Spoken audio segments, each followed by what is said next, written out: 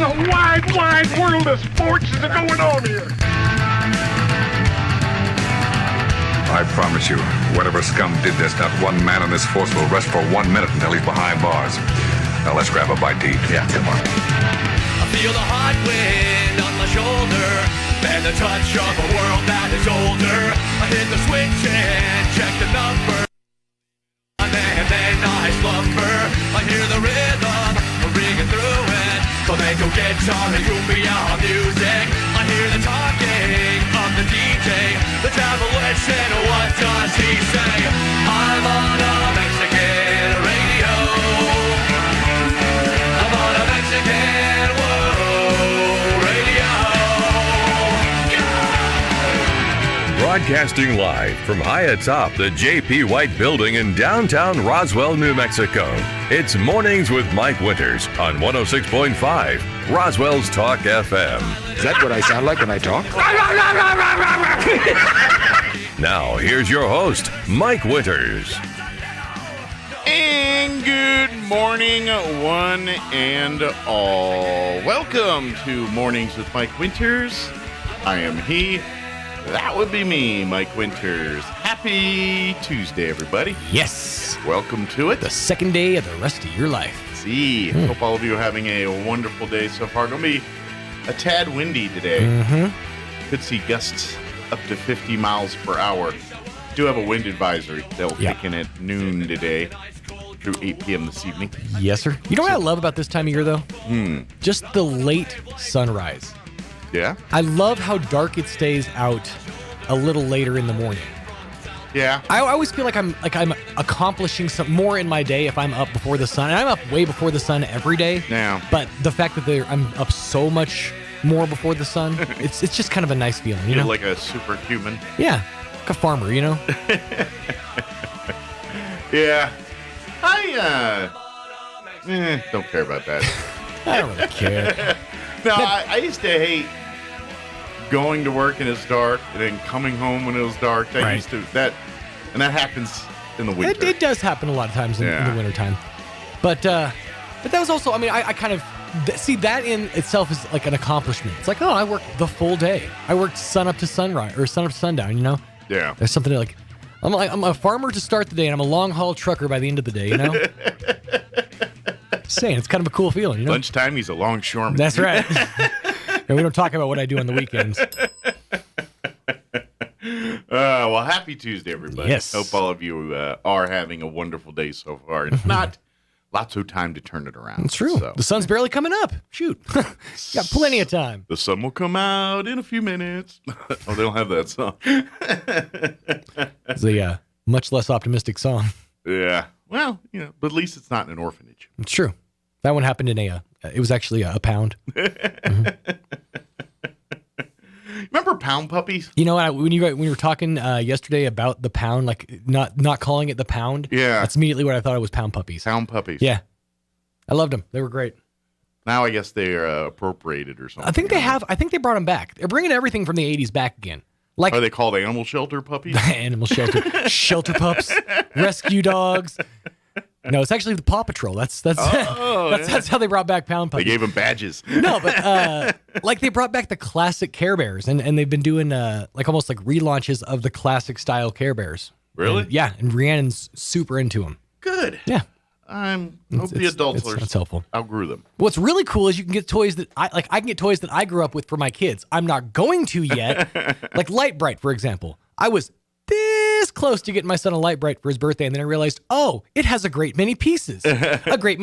Which will end up around my house. This is true. So I got him one of those fishing games. Oh, yeah. Same thing.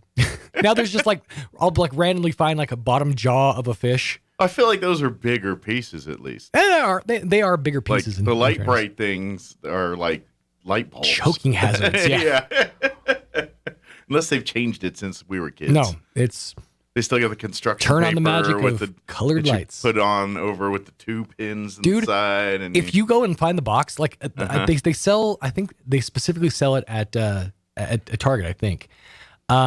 It's the old school box. Oh, like wow. the kids on the front, I'm pretty sure are in their 40s now. Say kids. And they're like doing the clown. You know, do you remember the clown? Everybody always does boobies, of course, when you first get it. But on the box, they're doing the clown. Okay. It's the same one as when we were kids. Have they brought back Shrinky Dink or Spirograph, they brought that back. I got my Okay. daughter a Spirograph. Nice? Which was kind of a cool thing. And she loved that. Yeah, I used to like that one. But the problem was you could never get the, because that's one with the gears and the pencil, and you roll them around. It makes the snowflakes and whatnot. Yeah. The problem with that one is those little pins that they used to give you to stick the main, like, because they had like the one gear that was like your pattern gear. Yep. And you put it around, and then you pinned it down, and then you put the little one in with your pencil, and then you spun it around the other gear to make it. I could never get that big gear to stay in place, so it would slide around, and then my circle would be all lopsided. You know what you didn't have? What you didn't have? Dad hands. Yeah. Dad hands make like I'll sit there and hold it for her, and she'll go nuts. Yeah. And what I never did when I was a kid, because I didn't like explore around on a spirograph, is you can use each one of those little holes to make different line patterns. Like you can. I know it's a simple. You would think, of course, you can. I never blew my mind. I'm like, I just thought those were decorations. This is the hole you use, and mine were very boring growing up. But now I'm discovering a whole new world of spirographography. Spirography. Maybe we get like taggers. They use the whole system, and some other walls making. Yeah, Banksy doing spirographs now. It's a much more intricate design. It's hard to do with spray paint too. Can be very specific with the little straw. Can get the little straw. Yeah, the WD-40 straw, which makes a great coffee stirrer. Hey, let me give you the rundown for today's show. We're going to replay our interview we had with the folks from the Chaves County Cancer Fund and Roswell Honda.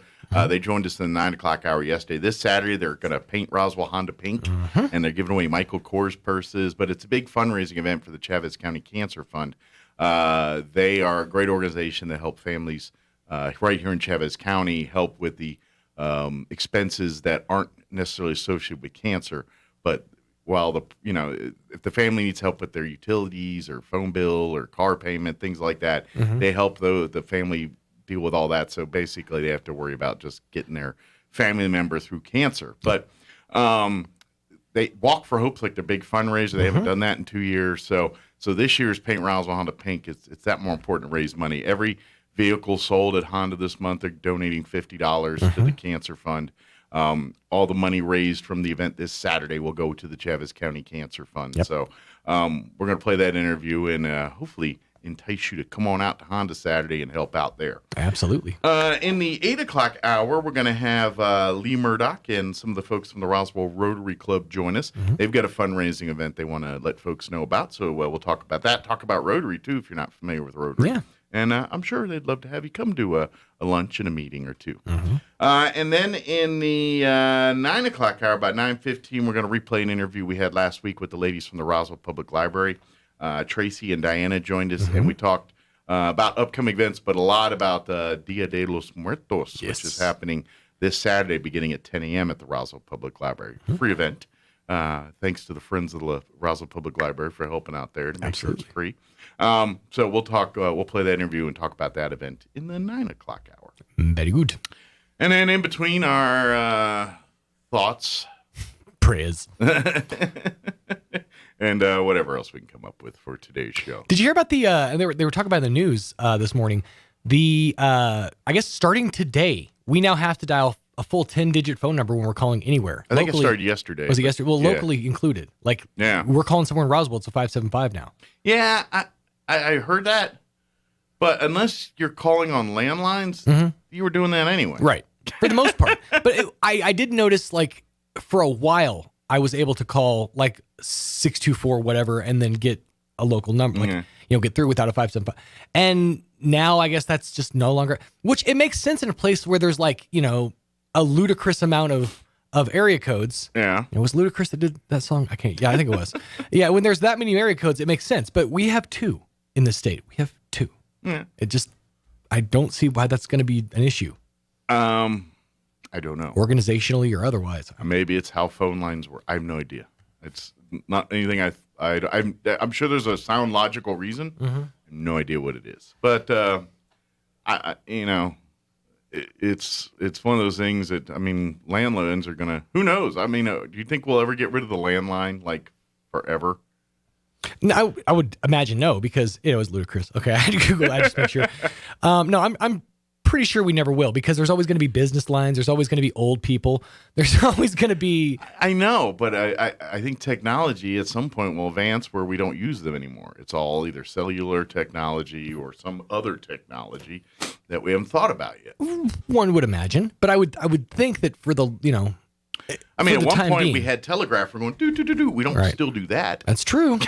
That is. I think at some point we're not going to be having a phone. That having been said, the telegraph was only around for 30 or 40 years in the realm of being used as a communications device before the advent of the telephone. Well, The phone stood the test of time. So I feel like it's going to have a little more staying power. has it though? I mean, yeah, it's dying.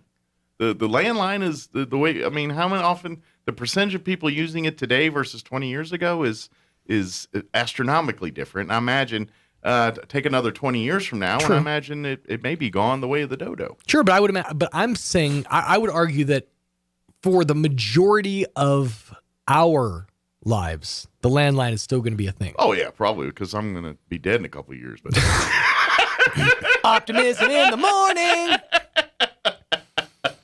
It's all right. That's really my secession plan, honestly. Succession plan. I kid. I have no idea. But I don't plan on being gone in a couple of years. Damon Graham's like, hold on, let me write this down. Step game up. Short game. But yeah, so I don't know. We'll see. But I just got a feeling, I mean, you can do all this, but I got a feeling we're going to be, not using them anymore. As soon as people figure out that fax machines are not relevant anymore either. It is kind of disturbing when and you can actually do this in real time. If you go up to anybody who's like under the age of 25 and ask them to mimic a phone, they're going to do this. Meanwhile, we've always done this. Yeah. For like the majority of the people you ask, oh, that's a phone, right? Yeah. In your hands, they'll do this. That's Who how much knows? we've changed. 30 years from now, we cannot use the banana as a prop for a phone anymore. It's true. Because they'll be like, that's not even accurate at all. There's only one thing we can use bananas as props for now. What's that? Banana splits. Oh, yeah. Yeah. Prop banana splits. Never mind. Yeah. I was going to be a whole other diatribe. I was like, banana splits are a sham. All right, you might want to save that one. Jot that down up there. Grace, if you're listening, just Right down. remind us of Not to that talk later. about that. Banana splits are a sham. I'd love to hear your logic behind this one. Another day, another You cut. just are that against fruit? Huh? You're just that against fruit. It goes deeper than fruit. Oh, okay. Does it? Mm-hmm. It penetrates? I think it's a scam. Oh, okay. We're gonna hold on to that one. There's a nugget of joy in that, but I don't think we have time Big for banana won't like what I Big have banana. to say. Just kidding. The Dole people are not too pleased. They've pulled their sponsorship dollars. Dole thinks they're Big Banana, but Big Banana knows Big Dole ain't Big Banana. That's Big Banana don't play. Big Banana wears a big hat, right? She comes in shaking them hips. Big Banana comes off a big tree. Just saying. You think Papa Dole answers to Mama Chiquita? You don't want to cross Big Banana. You went and messed with Big Banana, you're gonna get the peel. Don't cross Big Banana. All right, it is 7:18. Let's get you up to date on the weather.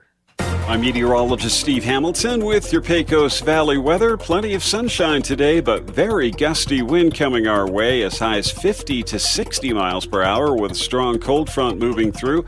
Watch out for some blowing dust. Our afternoon highs in the mid-80s. Overnight will be clear and windy, down to a low of about 50. And then another gusty day tomorrow with our afternoon high quite a bit cooler. We're back down to the low 70s and sunny. That's your latest forecast. I'm meteorologist Steve Hamilton.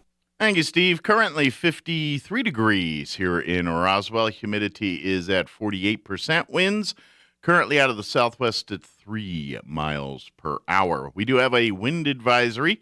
That's going to kick in at noon today through 8 p.m. because it's going to be windy. Today they say some areas of blowing dust this afternoon, potentially around 3-ish is when that could start showing up. Sunny otherwise, high of 82. Winds nice this morning. 5 to 10, not too bad. But this afternoon, 25 to 35 miles per hour. Could see wind gusts as high as 50 miles per hour today. Tonight, mostly clear. Overnight low of 47. Winds will remain breezy out of the northwest, 15 to 25, gusting as high as 35 miles per hour. For you Wednesday, sunny, cooler tomorrow. We're going to drop back down to the mid-70s, 74 officially for a high tomorrow. Winds will remain breezy out of the northwest, 15 to 25 miles per hour. Tomorrow night, clear skies with an overnight low of 40. Northwest winds 5 to 15 miles per hour. Thursday, we're back even cooler, really. We'll be near 70. Sunny, near 70. North winds at around 5 miles per hour. And then Friday, sunny, highs back into the mid-70s. And then looking at the weekend, back into the mid-80s, 84 for a high on Saturday. And then back down to 75 for a high on Sunday. So it's kind of a little roller coaster. I mean, not bad. We're going to be floating in the 70s, 80s, but we're going to be seeing these 10-degree drops. 80s, low 80s today to mid 70s to low 70s, and then back into the mid 70s and back in the mid 80s. So a little roller coastery here, but not much talk of rain, just some wind here the next couple days. All right, it is 21 minutes after 7 o'clock. Let's go ahead and get you into your Roswell Livestock Report recap with Smiley Wooten. We're going to take a quick commercial break, and then on the other side, we're going to play our interview we had with the folks from the Chaves County Cancer Fund and Roswell Honda talking about Paint Roswell Honda Pink happening this Saturday. That interview coming up on the other side. Don't go away. Good morning, this is Smiley Wooten at the Roswell Livestock Auction. 1,600 head of cattle sold on Monday on an uneven market with excellent buyer tenants.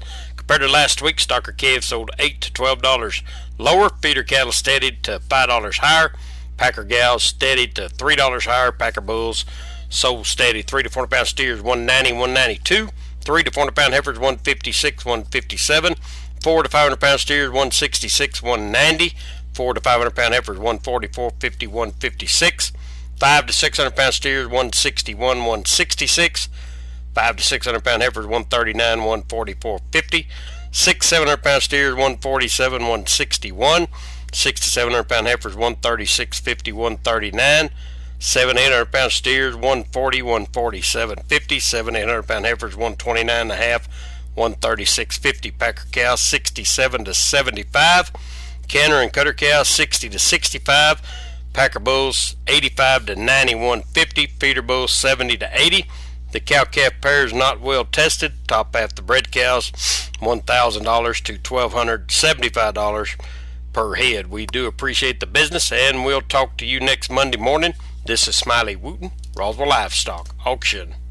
The biggest sale in the history of southeastern New Mexico is back at Roswell Nissan. King of cars. With every vehicle on the lot slashed to liquidation pricing. Like a 2020 Versa slashed to under 18 grand. A 2014 Jeep Patriot slashed to under 13 grand. And a 2015 Sentra slashed to under 9 grand. And get free AirPods just for stopping by. King of cars. On now at Roswell Nissan, 2111 West 2nd. Roswell Skin Center, a brand new state-of-the-art facility located in the 400 Penn Plaza building here in Roswell, is now accepting new patients. Dr. Brandon Cometti and his team offer a full range of skin care services, including general dermatology, surgical and cosmetic procedures, including cutting-edge laser rejuvenation, Botox, filler, laser hair removal, chemical peels, and other non-invasive options to improve skin health and turn back the hands of time. Call and schedule your appointment at Roswell Skin Center today, 208-2509. That's 208-2509. There's never a bad time to break out a bag of La Poblanita Party Tostadas. At home, the office, in the club, wherever. Parties happen with La Poblanita Party Tostadas, the perfect crunch, seasoned just right and ready to get the party started. It's the dippable chip that bites back, the chips that make bland salsas better. Grab a bag of La Poblanita Party Tostadas at your local grocery store across all of southeastern New Mexico and take the party up a notch with La Poblanita Party Tostadas. They're all that and a bag of chips. New Mexico families are modern, New Mexico's child support program is modern too. Recent changes mean the modern child support family will benefit with job development and job opportunities, right-sized court orders, resulting in more child support payments and less debt. The Modern Child Support Family Program. Find out how it can benefit your modern family. Call 1-800-283-4465. Paid for by the Human Services Department and aired in cooperation with the NMBA and this station. Here's a Mornings with Mike Winters fun fact. The Goodyear Rubber Company researched and concluded that shoes wear out faster on the right foot than on the left. To fix this, just walk backwards for half the day. Here's Mike Winters. Joining us in studio this morning from Roswell Honda, Stacy Lehman back with us, and Aaron Dishman. Good morning, guys. Hey. Good morning. And then joining us from the Chavez County Cancer Fund, we have Carolyn Hartway back with us. Good morning. Good morning. How are you today? I'm awesome. How are you? Good. Well, this Saturday, I know it kind of snuck up on us this year. I don't know how, because we've been talking about it. It's been going on, but this weekend, this Saturday, is the official annual Paint Roswell Honda Pink event. I know you guys have been doing this for quite a few years, Stacey. I don't know exactly how long. It's our 5th annual. Is it 5th? Mm-hmm. It's been going on for a while now, and as usual, this is a big fundraising event for the Chavez County Cancer Fund. Really, it's we say Paint Roswell Honda Pink, celebrated this Saturday, but it's really been going on all month. Every vehicle that's been purchased at Roswell Honda, $50. $50, goes $50. right to the Chavez County Cancer Fund. So you still got a couple more days to pay and buy cars. And if you do it this week, you can pay more than you're supposed to because money's going to the cancer fund. Absolutely. Absolutely. And for folks that don't know, and I'll let you explain this, but I'll just give you the gist and I'll let you fill in the parts I miss here. But the Chavez County Cancer Fund helps families right here in Chavez County, not necessarily with the actual medical side of it, but the financial, especially if the cancer, the family members that's battling cancer is kind of the breadwinner for the family. That really hurts the income for the family to pay for rent or mortgage or food or utilities and all that. And that's where the Chavez County Cancer Fund comes and says, hey, y'all worry about getting your family member back to healthy, and we'll help you guys cover some of these ancillary expenses so you don't have to worry about that and you can focus on treatment. Is that pretty much covered, or did I miss something there? Pretty close. Okay. Pretty close. Walk for Hope is probably your most famous fundraising event here in our community. Yes, sir. Walk for Hope has always been our major fundraiser. Mm-hmm. And COVID hit us hard. Which makes this year's Paint Roswell Honda Pink that very much more important. Yeah. Absolutely. We haven't been able to do Walk for Hope for 2 years now. And I was telling Stacy before, COVID didn't stop cancer.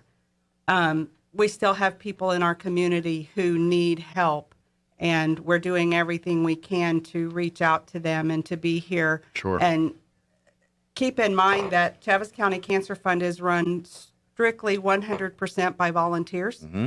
We have no paid staff. Every dime that's donated to Chavez County Cancer Fund is returned to the hands of Chavez County. Yeah. So it stays local, exactly. Absolutely. Your money don't leave local. this county. It's absolutely. going right here. Yes, so sir. That's probably why Crumlin and Roswell Honda have been participating in this event for this many years now. So Stacy, where's the fun part? Tell us all the fun things happening on Saturday. We're not all sad and talking about cancer. It's going to be so much fun this year. We're going all out. Our event's from 10 a.m. to 1 p.m. And, of course, you guys are going to be out there with the live remote. That's right. Sean will be there making a fool of himself per usual. Yes. So the Chavez County Cancer Fund's also going to be out there. They're going to have all kinds of pink merch they're selling. So when you buy it, all again, proceeds go right back to the Cancer Fund. So bring some cash for that. Yeah. And then we're going to have a performance. Lots of cash. That's right. Bring lots of cash. Kind of fold, not kind of jingles. Just saying. Yeah. But we're really excited because this year we're going to have the Roswell High School Band perform at 11, and then the Charlie's Angels are going to perform at 12. That's right. Yeah. That might be one of the few ways you can see them because they're kind of, they're kind of big time and they're kind of hard. So they are big time. Come out to Hondas, the only way you get to see them. Yeah, we want people to come out. They're busy on big national stages and stuff. They really are. They're very, very talented. Yeah. So that's going to be exciting. Yeah. And then at 1 o'clock, we're going to have our huge giveaway. And we have 3 designer Michael Kors purses this year. Nice. They're all pink. And We also have a pink Keurig that we're going to give away. Okay. And Chimera is actually going to have a booth this year. Awesome. Yeah, Chimera is a partner in this event this year as well. Yeah. Helping out, and it's kind of their wheelhouse too, raising awareness and getting people. So that's great. Yeah, they're going to also donate a beautiful basket. So we have lots of giveaways. Okay. And all you have to do is just come for a visit and we'll get you signed up with a ticket. Yeah. If you want to take a test drive this week, we'll get you 3 tickets. And if you purchase a vehicle, you get 5. Awesome. Yeah. So then you guys will do the drawing probably around 1:00 this Saturday. Must be present to win. So get there, and even if you come out at like 10 and then you have to go run an errand or something, make sure you're back by 1 for the drawing. Correct. And if you want to hang out the whole time, there's going to be plenty to do. Like you said, we got all these different booths and things to visit, music, the jumps, the stuff for the kids. So you can bring the whole family. It's not just stuff for the ladies. There is stuff for the whole family out there. And of course, if you're looking for a newer pre-owned vehicle, this is a great time, because not only we're in definitely, if you're looking to sell pre-owns and things, that's you're kind of in command right now. Is the way that the world we live in. But with that, you can take advantage of some great deals here. And then as the added bonus, your purchase is going to help the Chavez County Cancer Fund. So correct. That's that in and of itself. You're like, let's make this deal before the 31st so we can make sure the Cancer Fund gets their share of this too. So it's kind of, this is the last weekend to get these deals and get that done. So if that's a motivating factor for you, which I think it should be, let's get the deals done this week so we can help out the Cancer Fund that much more. Yes, sir. So I know times are tough for everybody in the car business right now, but how's the lot looking right now as far as selection and things? You know what? At Honda, we're doing really well.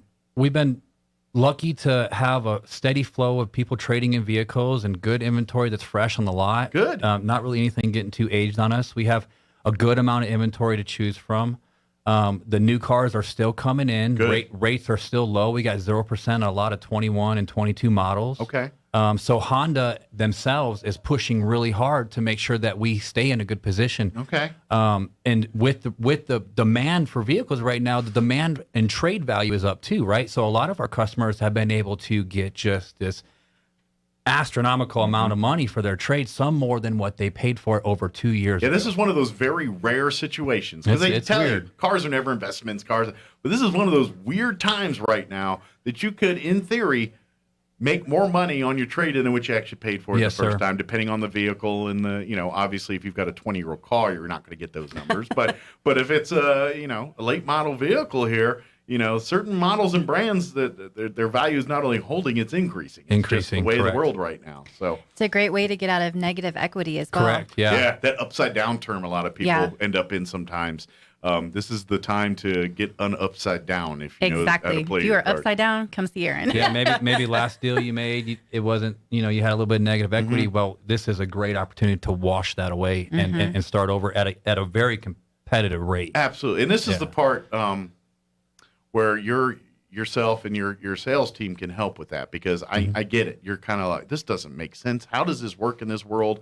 You start talking Ghostbusters, dogs and cats living together and all this mess, but that's where your guys are experts. Like, no, we can figure this out. We can work the system. Yes, this sir. is what it is. And I gotta be honest, car salesmen are we've been training for this our whole lives, to work the system, and this is what we do. Yeah. And so let them work for you during this event. And by the way, they work for you, and you're gonna help out here and help the Chavez County Cancer Fund, because these guys sell, we'll say 200 cars this month. That's, do the math there, $50 per car. That's a lot of money to the Chavez Bring County. it on.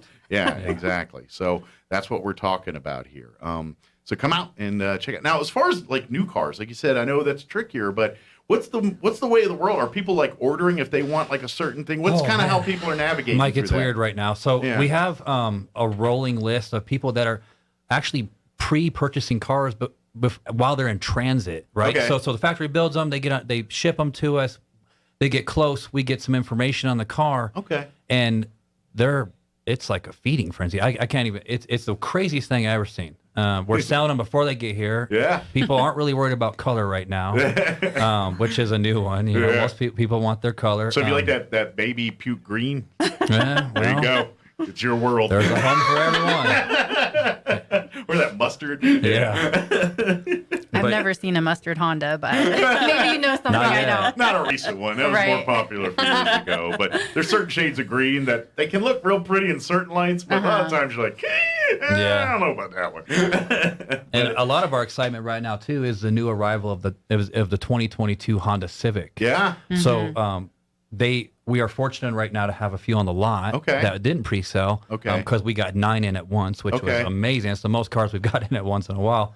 Well, they're the best of both worlds. They're economical, and if you need something that doesn't cost a lot to operate, but if you want something that's got a little, oomph to it, those cars got it. So it's because usually you just got to trade one for the other, economy for power, or that car kind of has best of both worlds. Yes, sir. So how about because I think I've read that they did a bunch of changes to the Ridgeline too, right? They are changing up the Ridgeline. It's going to have a little bit better shape. I haven't gotten any yet. Ridgelines are one of the most restricted vehicles from Honda right now. It's one of the harder ones to get. But, but if you want to put an order in and let's play, see what happens. You might not get it tomorrow, but they'll get you taken care of. Get you taken care of, yeah. Very good. How does that work if they if they drop and make payment on it today? Does that count towards the 50? We don't contract the deal until it shows up. Gotcha. Correct. Yeah, makes sense. Yeah, we don't want. I was just trying to see if we can leave them a boatload of cash. I like the way you think. Bunch of pre-sales. I'm working the deals. I'm sorry. Hey, I'm with you. More money, more better. Absolutely. But for folks, come out to Honda. Come out this week. And like if you're looking for a vehicle, you don't have to wait till Saturday. Come out today. Come on out. And know if you do buy a vehicle before Saturday, it's going to help the Chavez County Cancer Fund. But if you want to make Saturday the day, because that's when the family's off and everybody can come do some car shopping, come out Saturday about 10 o'clock. Everything's kind of getting underway. The booths will start being up, and you can start getting your entries into for the drawings for the basket and start buying swag here and do. Are the cookies back this year? No cookies. No I cookies. did ask Barbara while she was in the elevator, though, so we'll see. Maybe she'll surprise us. Maybe a Tata cookie or two might pop She's out. the one that makes Well, them. at least two. They come in pairs. But we will have free hot dogs and soda, cotton candy, Jolly Jumps, all that fun So stuff. you get plenty of food opportunities. Oh, yeah. Even if it's not all shaped like breast cancer awareness things. Exactly. And by the way, fellas, the Michael Kors purse situation, they're not cheap. I bought a Michael Kors purse or two. I've been married 20 years, so I know I got to buy I bought one. And if you get out of there under $300 for a purse, you're doing pretty good. Yes, I don't think you can. And we have 3 of them. You can, but it's like the deep, like last year's model. Coin purse? People, yeah, you can fit like this. It's that mustard color. It's the mustard color. one. Yeah, the pewter But green. somebody said that's going to be popular this year. Like, no. But no, these will be pink. These are predetermined is the color. But yeah, these are, so fellas, even if you win, make great Christmas gifts, right? Or save it for a doghouse day when you really botch things up. It's like, honey, I got you a purse. What do you do? If you can't make it till Christmas, I've been there. I've been married. I know how that works. But really, this is a big deal. These are highly sought, coveted, high end. These aren't like discount pocketbooks. This is the stuff Paris Hilton and highfalutin society carries. Yes. So these are real nice. And that's like every year though. You guys been doing that. That's as part of the 5 years. I think you've given away Michael Kors purses every year. We've never given away 3, so that's something new. This is the trifecta. Yes. All right. We're going all out this year. All right. So get in on that. Take a test drive. I mean, you can get now in the gift bag or the gift basket that Loveless, Chimera. I'm sorry, Chimera's donating here. Do you know some of the things in there? I don't. Okay. They haven't given it to us yet, but I know it's going to be absolutely amazing because it always is. Good. Yeah, Yes. I'm sure it is. It's always beautiful. They're just such an amazing. And again, Partner. I imagine too, like you said, they're going to be there talking and things. So if you're looking for information on the medical side of cancer, I'm sure they would have. Yeah. They're going to have a lot of great information on. And I'll let her touch on that because they are partners with Chimera, so she can probably tell you a little bit more information. Chimera is a huge supporter of Chavez County Cancer Fund. We appreciate everything they do, and actually the application process starts at Chimera. Gotcha. So we do still have funds. So they kind of serve as an agent for you guys and kind of make sure the people you're helping are the ones that need help. Right. And if there's folks today listening that need some help, please reach out to us. That's exactly what we're here for. Okay. So my suggestion is if you're a family and you've got cancer and you're battling with that and you need financial help, go to the front desk at Chimera and say, hey, I heard on the radio you guys are kind of the agent for the Chaves County Cancer Fund. I'd like to learn on how to get on the list here Absolutely. and how to get that process and going. they will help you. They will walk you through every step. Absolutely. Now, super easy. And you also, the Chaves County Cancer Fund does have a Facebook page as well. We do. A lot of the times we're using to promote Walk for Hope, but as you heard, we can't do that the last couple of years. So it's coming in 2022. We'll be back. We will be back. Hell or high water, it's happening. Exactly. Great, awesome. And we will all be there. But if you'd like to reach out via online, go leave a message the same way you would if you're going to Chimera. Say, hey, I heard on the radio. I'd like to learn more about helping our family through the cancer fund, or vice versa. Hey, I heard about it. I'm out of town this week, but I'd like to cut you guys a check. Where's the best way You're to do that? You're welcome to call me direct. Okay. 575-420-4761. And again, just want to remind folks their biggest fundraising event is the Walk for Hope event. They haven't had it the last 2 years, but the one thing that hasn't changed is their demand for help. So the other thing that hasn't changed is the support of our community. Yeah. We have partners like Honda who reach out to us. How can we help? Mm-hmm. It's very touching. Yeah. It's super cool. Community. This community just really reaches out and digs deep. Absolutely. And I can say this because I've interviewed 1,000 times the Crumlin Auto Group, and I don't care which dealership we're talking about, all of the Crumlin family. Without their support, there'd be a lot of things in this community that don't get off the ground. I mean, odds are pretty good if you find a major event that's fundraising for a great organization in our community. Odds are pretty good. There's a Crumlin dealership that's in there supporting and helping out with it, and that's just something they always do. And that's so. Come out. We'd love to have you buy a car. We'd love to keep doing it. But at the end of the day, come out, support our community, and be a part of this event. And come. And if you happen to need a new vehicle, there'll be plenty of people there to make sure that happens. Ask for Aaron. Ask for Aaron. And to be honest, if you're even thinking that you're not going to qualify, come down anyway, because it's a weird world, man. Mm-hmm. There's things. Again, it's back to the Ghostbusters. Dogs and cats living together. It's weird, man. Yeah. And when it comes to the finance world, things that you thought never would be available to you are now available to you. And things that are tried and true aren't necessarily tried and true right now. Correct. So that's so come talk to Aaron. Come to talk to his team. Let them, even if you're kind of like, I need a car bad, but is the numbers going to work? They'll make the numbers work. We'll make it happen. We also mailed out an invitation to everybody. Oh, yeah. All right. Look for the pink one. Yeah. So everyone in Roswell got this, and Dexter. Okay. So it has all of our information about our event. Some of the giveaways and some of the swag. There's the pictures of the purses that they're that beautiful. will be. And to be honest, those are like the more subdued. Like they're not the hot pink like someone sees you coming from a mile pink. It's more of the classy pink. Yes, it's very classy. Does that make sense? Yes. Not 80s pink. We get it, right? Yeah, we get it. Not 80s, I'm at the boardwalk pink. Okay? 80s, I'm at the rave, 80s rave pink. It doesn't glow in the dark pink. It's classy. Mm-hmm. Very good. Is there anything we missed? Any information we wanted to share? Aaron, coolest car on the lot right this second. The new 22 Honda Civic Sport Touring Hatch. Nice. Ooh. The hatch is awesome. The new one. And that one has 0%? No. 0.9%. It has 2.9. Okay. They're doing so good. 2.9 on the 22 Civics. Okay. That's awesome. Yeah. Well, for a brand new high, Yeah. that's Honda has great rates, guys. They're so easy to do. You want 0%? You got to buy it in 2024. Yeah. You know, a lot of people don't understand it, but they also have a really good residual lease. It's Honda's, like 65% or higher, I think. But Honda in general, the resale value. It's just what if you buy a Pilot or a Ridgeline or a Civic, it holds its value. Yes, There's correct. certain brands out there are ones that don't lose value as quickly when they drive off the lot, and Honda's definitely one of those brands that holds its up.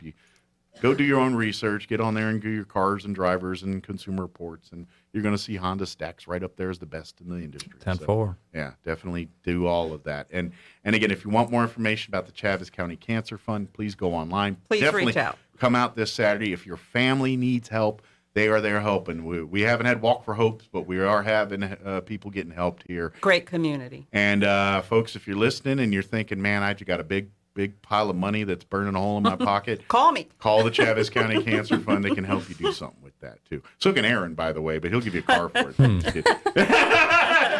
like, wait a minute, before you say it, I'll take some. Very good. Well, thank you guys. Appreciate it. Thank you for having us. We'll Thank see you on you. Saturday. Absolutely. Come with pink bells on. Yes. Wear pink. That's right. Wear pink. Maybe not the bells. Don't hang around Sean. He gets mad when you make noises around him. Wear pink. That's right. Wear pink. Maybe not the bells. Don't hang around Sean. He gets mad when you make noises around him. All right. It is. It's 9:40. Let's.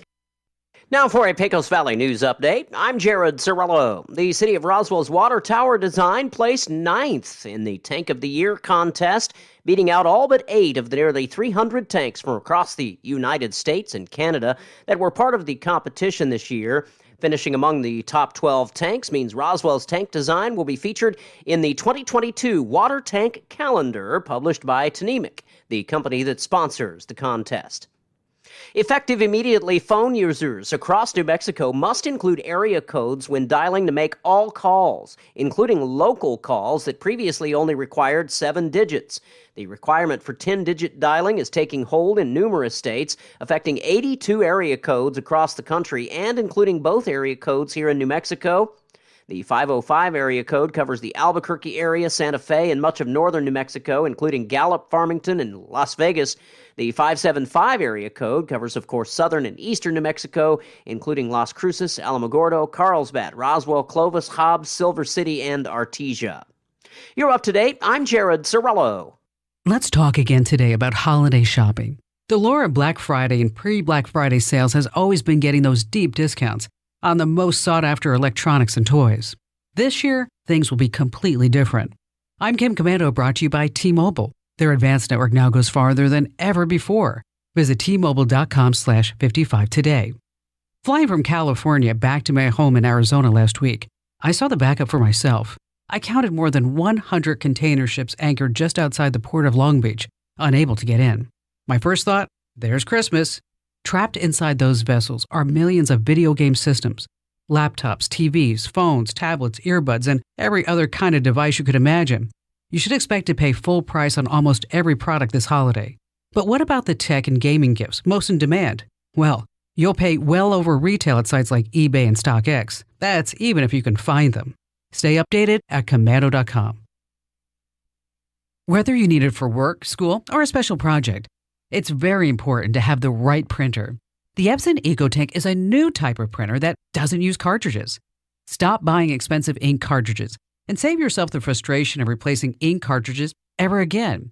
The Epson EcoTank printers have supersized, easy-to-fill ink tanks, and they come with just a ridiculous amount of ink. If you're like me, you've tried rationing your printing to save yourself from replacing those expensive ink cartridges. With the Epson EcoTank, you don't have to worry about running out of ink. So start printing in color all you want. You can kiss expensive cartridges goodbye already. But hurry, because the Epson EcoTank is changing the way people print. It's flying off the shelves. I just love mine. The Epson EcoTank makes it easy. Make the switch today. Add the Epson EcoTank to your online shopping list so you can just fill and chill. Epson EcoTank printers, available at Amazon, Dell, Micro Center, and at epson.com/EcoTankKim. I'm meteorologist Steve Hamilton with your Pecos Valley weather. Plenty of sunshine today, but very gusty wind coming our way, as high as 50 to 60 miles per hour with a strong cold front moving through. Watch out for some blowing dust. Our afternoon highs in the mid-80s. Overnight will be clear and windy, down to a low of about 50. And then another gusty day tomorrow with our afternoon high quite a bit cooler. We're back down to the low 70s and sunny. That's your latest forecast. I'm meteorologist Steve Hamilton. It's time for the Chaves County Sports Reports. The soccer playoff brackets were announced over the weekend. Goddard's boys and girls are both in it. No Roswell High teams, however, in the boys' playoffs for Class 5A. Roswell did not make the 12-team bracket. That loss on Thursday at home, 2-1 to Clovis, that one really hurt. Goddard in the 4A bracket, though, is the 9th seed. They'll be playing at number 8 Taos today at 3 o'clock. Goddard 10-10 overall. Taos is 8-9. Goddard's only won 2 of their last 7 games, but they're in the bracket. In girls, Goddard is co-district champs, so with Artesia and the 6th seed, they'll be playing hosts to Taos today at 3 o'clock. Goddard 9-11 overall, 5-1 in the final district standings. The Sports Report brought to you by DSI. Call DSI for all your office technology needs. I'm Eric Butler at Roswell's Talk FM 106.5. With the SRN News Business Brief, I'm Bill Alexander. Hertz announced it will buy 100,000 electric vehicles from Tesla, one of the largest purchases of battery-powered cars in history, and the latest evidence of the nation's increasing commitment to the technology. The purchase by one of the world's leading rental car companies reflects its confidence that electric vehicles are gaining acceptance with environmentally minded consumers. The head of the U.S. National Transportation Safety Board is calling on Tesla to act on recommendations to limit where its autopilot driver assistance system can operate and to put a system in place to make sure drivers are paying attention. On Wall Street, the Dow up 64 points, closing at 35,741.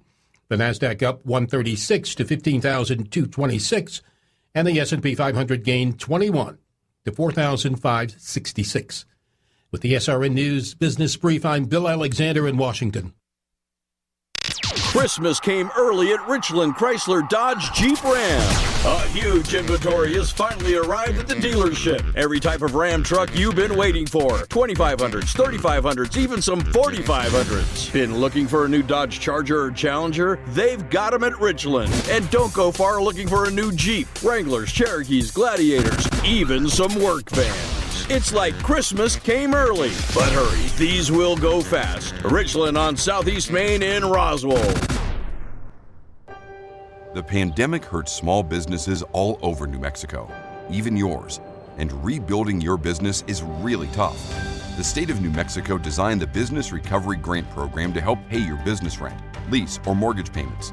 The average award is $50,000 and does not need to be paid back. As a business owner, you are dealing with a whole new set of challenges.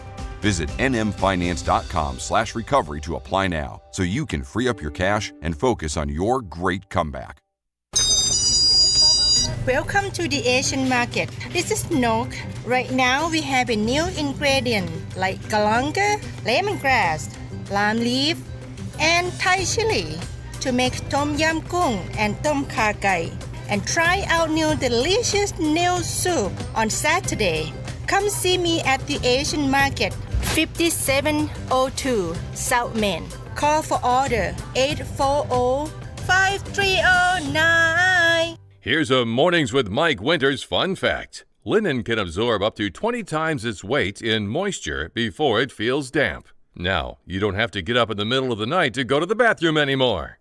Here's Mike Winters. And good morning. It is 52 minutes after 7 o'clock here. We've got a few minutes before the top of the hour. Hey, Tanner, do you have a second? Because he's got the schedule better than I do here. But I know we got playoff soccer. We got a little added extra video for folks here this afternoon. Goddard Rocket playoff soccer, I believe we're going to be having at 3 o'clock here today. Hey, Tanner, do you have more information on that?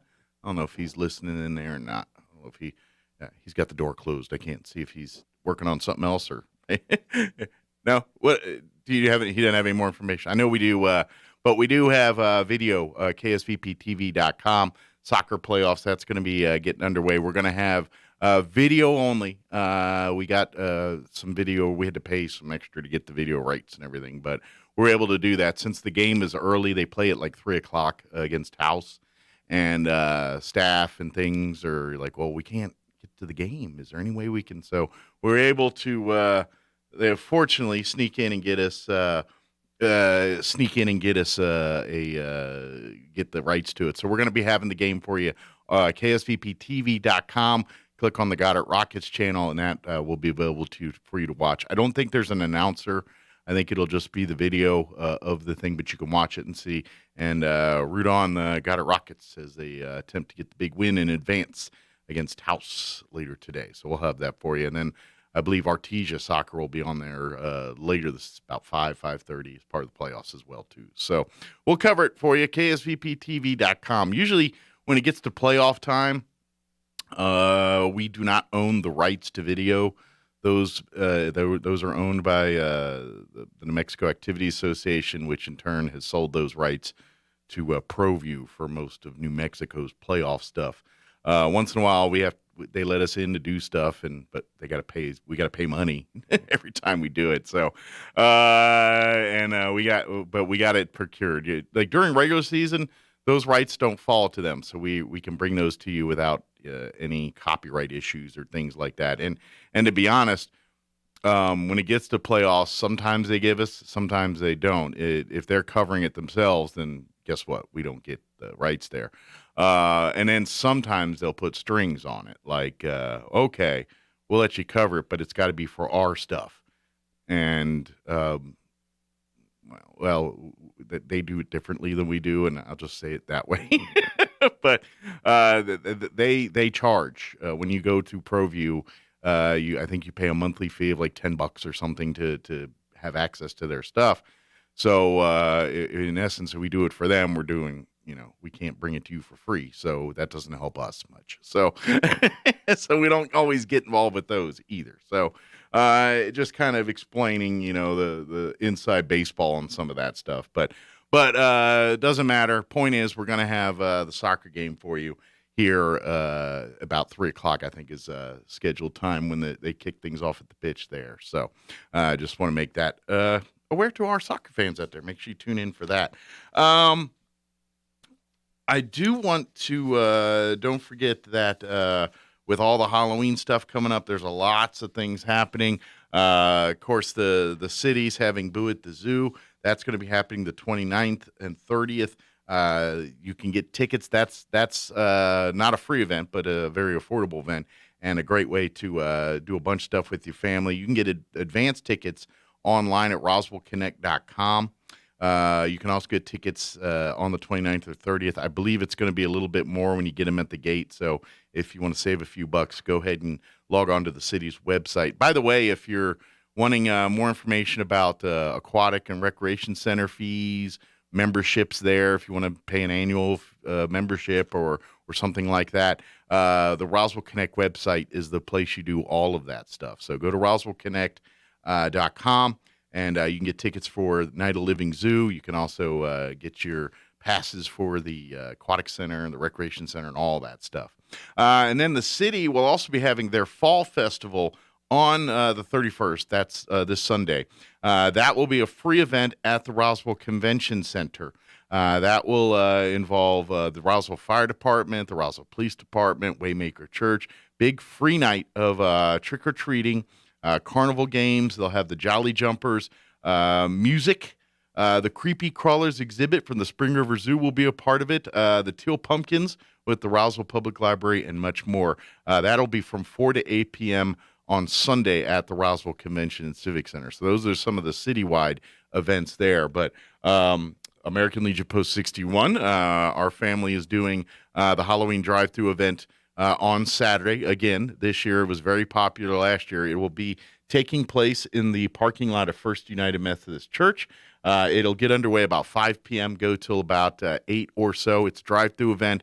They're asking for donations. That's it. Whatever you can help out with.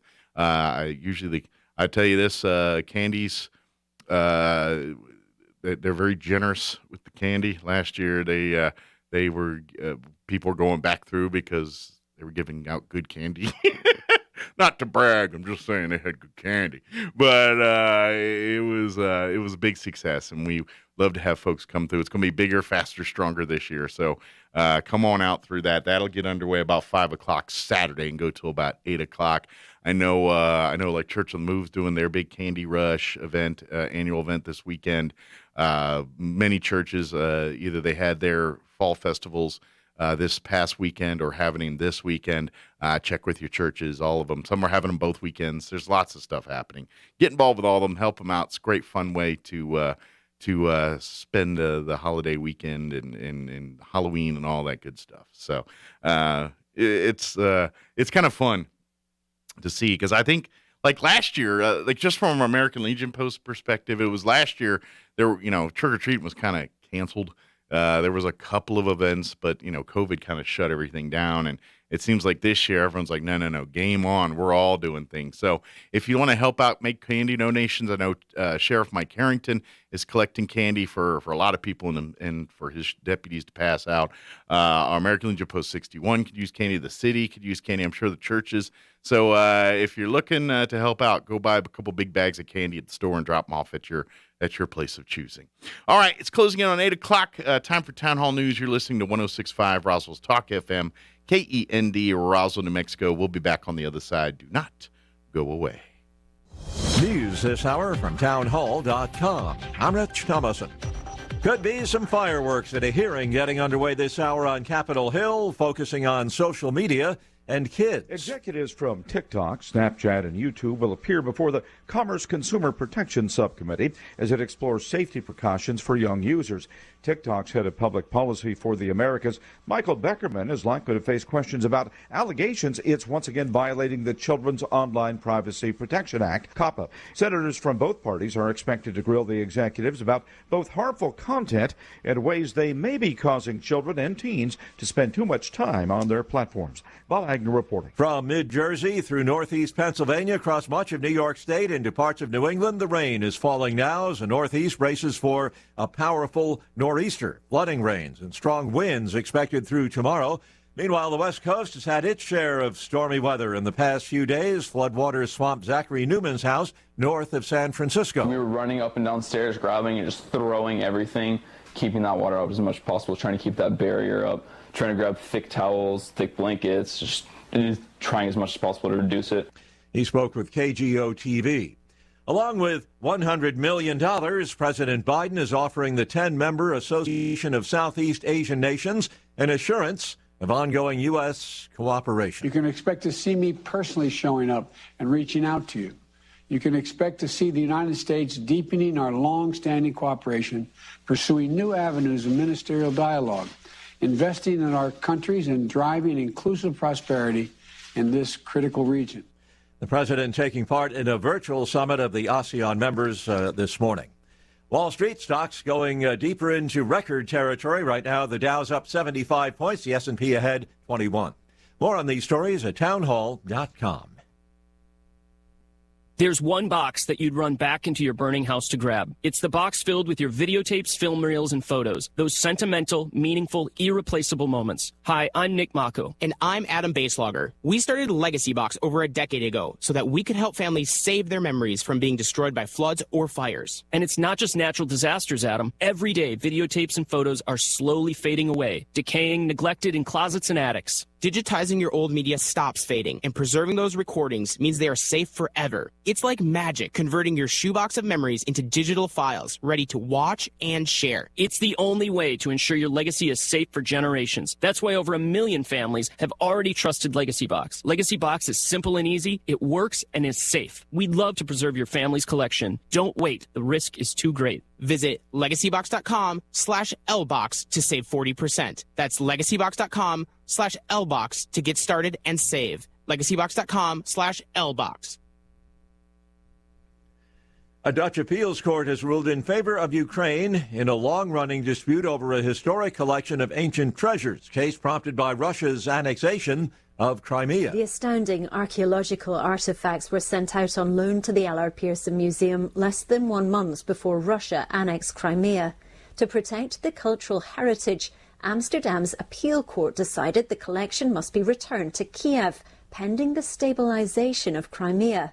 Ukraine's president welcomed the verdict, describing it in a tweet as a long-awaited victory, and adding, after the Scythian gold, his country would go on to regain Crimea itself. The museum said it had been caught between a hammer and an anvil and was pleased that a verdict had been reached. The BBC's Anna Holligan. A cyber attack has closed gas stations all across Iran. No claim of responsibility. News and analysis at townhall.com. CDC extending cruise line health rules through mid-January. The rules cruise ships must follow to prevent COVID-19 outbreaks were scheduled to expire November 1st, and this extension makes only minor modifications to those rules. The agency says after January 15th, it plans to move to a voluntary program for cruise companies to detect and control the spread of COVID-19 on their ships. An industry trade group is pledging to continue working with CDC on onboard health measures. Rhonda Rockstra reporting. Game 1 of the World Series on tap tonight in Houston, where the Astros face off against the Atlanta Braves. The Astros in the World Series for the third time in 5 years. The Braves last advanced to the World Series back in 1999. Watching Wall Street this morning, stocks in positive territory. The Nasdaq is up 103 points, while the Dow is ahead 73 points. More on these stories at townhall.com.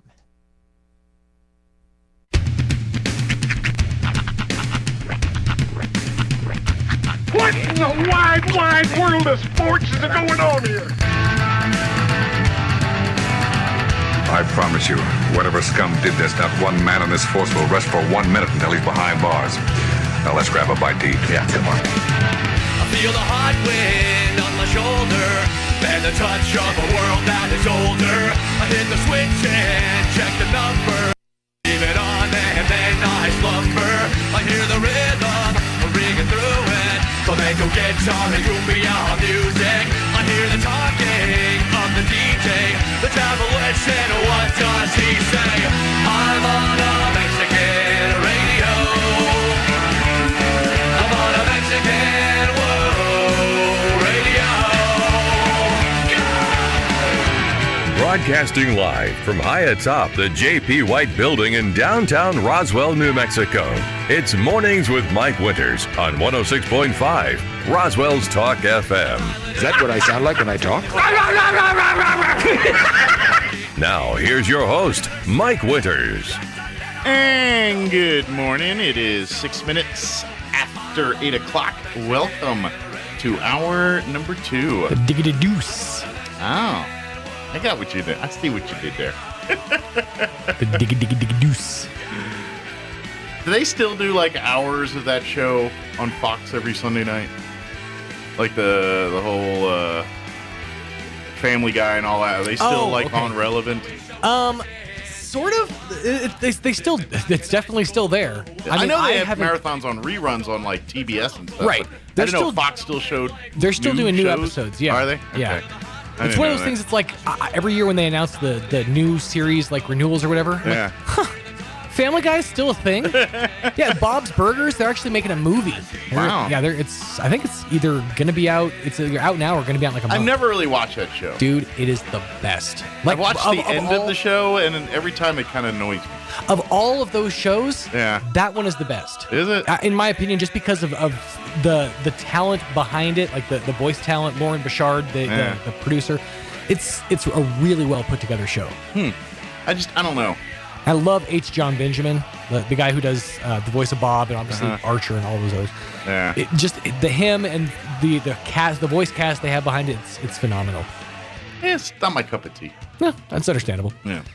It really it's an acquired taste, I think. But once you kind of acquired that taste, that Lauren Bouchard style of like animation and storytelling, there's like 3 or 4 other series that they have done. The people who are like involved with that show have also done, like on Hulu and some other stuff. So it's a pretty decent catalog you can dig through. I'm sure if I wanted to invest time, I probably like it just fine. My hurdle is I just don't want to sit down and invest time. You know what I mean? Makes sense. The cartoon itself, just the animation is kind of isn't pleasing to look at. That's what I was gonna say. This coming from somebody who grew up watching like Beavis and Butthead and like Daria and stuff like that. Well, Beavis and Butthead. But the content for me was so good that I don't know.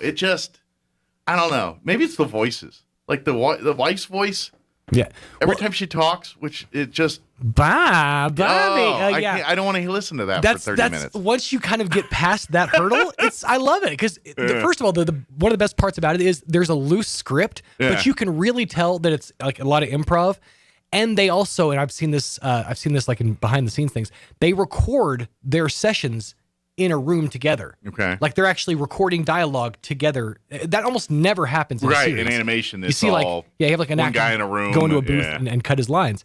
But yeah, they're just bouncing off each other. So you get a lot of these like natural improvs and them just trying to like make each other laugh. So when you improv in animation, how... Because don't they feed off... The artist's arms get incredibly tired. Well, I'm just... That's a lot of drawing.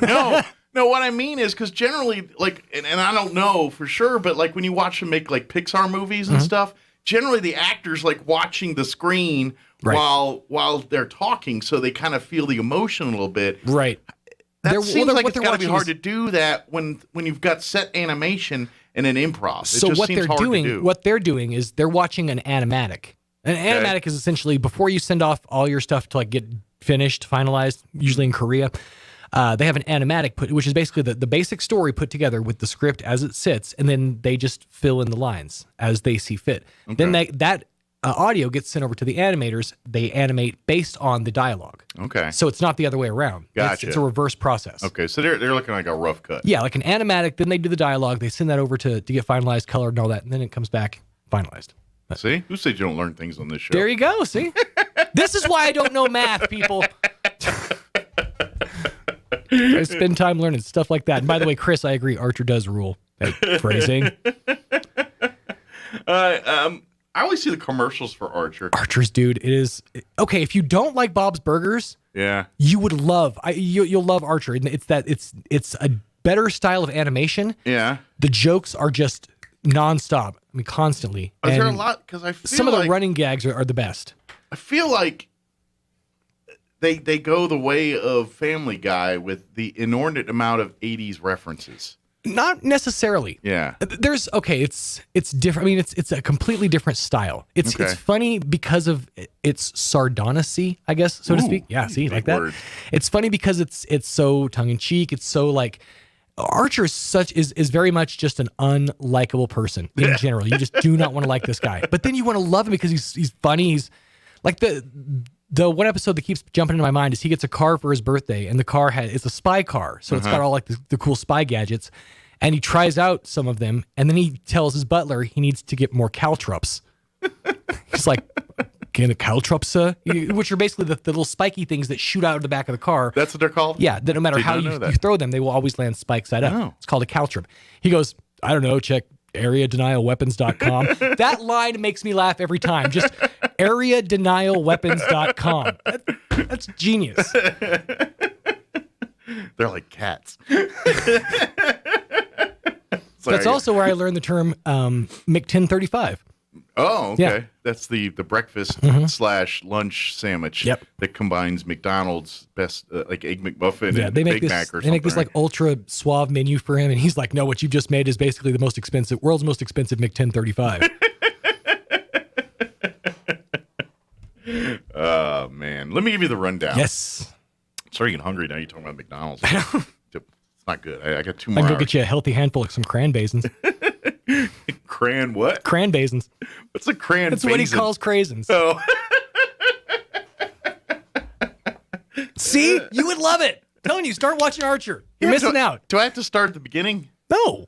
That's the beauty of the show is you'll get a general idea of who the characters are. It doesn't like follow a story. Yeah. Every episode's standalone. One of these nights I'm bored and I'll be flipping channels and see if there's an Archer marathon. I'll go ahead and pop in for a little bit. There you go. See what's going on there. I will do that for the good of the show. For the good of the show. You've got homework. Hey, we do have stuff this hour. Yes. Contrary to popular belief, we do. We're going to get you up to date with the weather after this. And then we're going home. No, I'm just kidding. We're out. Then we're done. No, I'm kidding. I keyed. No, we're going to have the folks from the Roswell Rotary join us here. We'll have Lee Murdoch and Chris Lauderman join us here. And they've got, we'll get an update from them. They've got a fundraising event, too, that they want to get the folks involved in. So we'll talk with them. And of course, folks want to learn more about Rotary and come out and be a part. I'm sure they'll have lots of great information to tell us. So Chris and Lee will join us here in just a little bit, and we'll chit-chat with them. Later on this hour, we'll get you up to date with local news, along with your town hall business update, and we got to play commercials sometime. That's right. Because that's how we eat lunch. So we like to do that. That's how Daddy gets his chicken tendies. That's right. I need sauces. Lots of sauces for dipping. All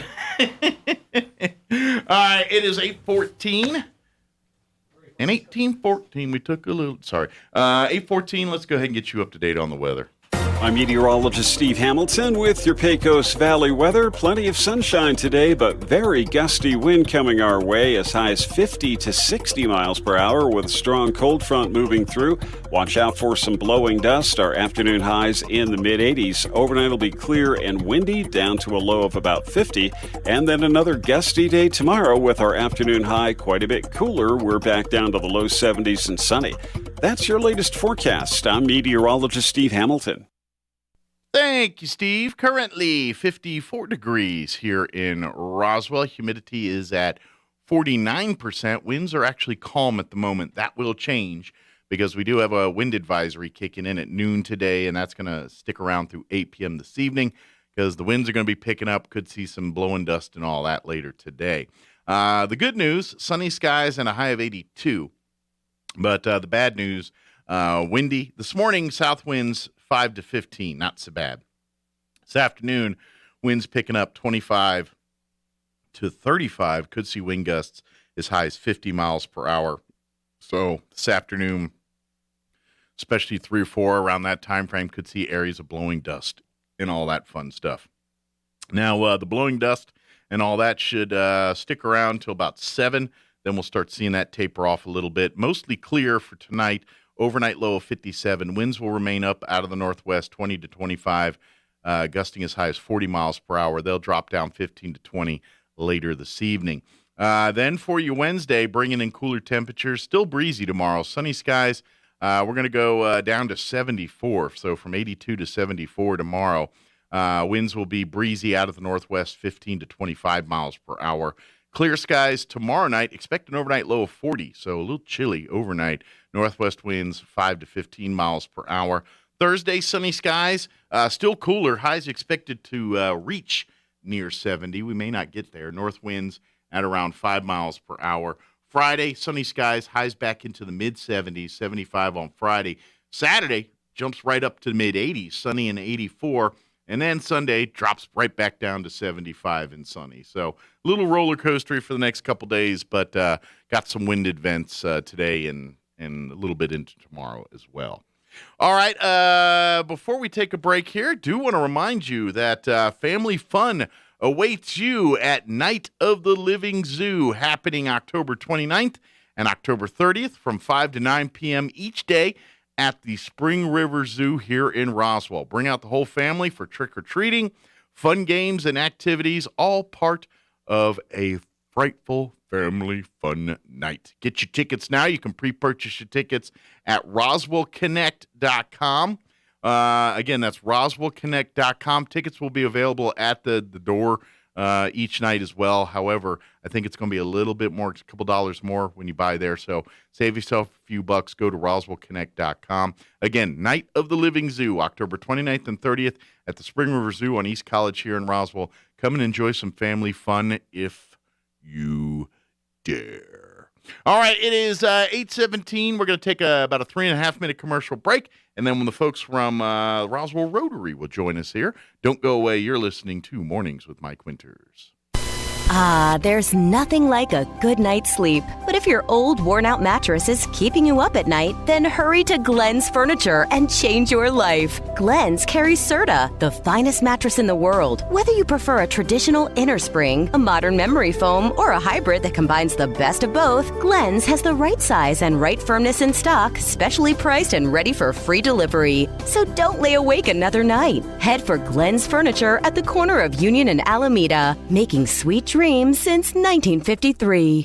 A good night's sleep is so important. Did you know that proper sleep supports a healthy heart, decreases chances of weight gain, and boosts a positive mood? Hi, this is Dr. Sarah Usher with Carabelli Dental. It doesn't matter your age, sleeping issues can make any of us reach for that all-day cup of coffee. If you know you are not sleeping because of severe snoring or sleep apnea, come visit us. We can make you a small oral appliance that will help you sleep better and live better. Come see the team at Carabelli Dental at the corner of 9th and Main in Roswell, or call 622-4455. Family fun awaits you at Night of the Living Zoo, happening October 29th and 30th from 5 to 9 p.m. each day at the Spring River Zoo in Roswell. Bring out the whole family for trick-or-treating, fun games and activities, all part of a frightful, fun family night. Get your tickets now. Pre-purchase your tickets online at roswellconnect.com. Night of the Living Zoo, October 29th and 30th at the Spring River Zoo on East College in Roswell. Come and enjoy some family fun, if you dare.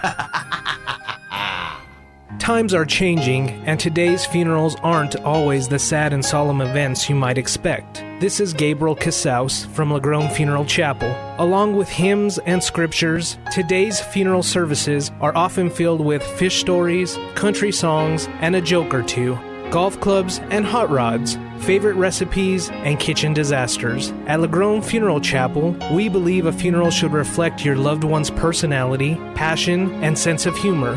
When you lose a loved one, we're here, because at Lagrone Funeral Chapel and Crematory, we make it personal. 900 South Main, Roswell.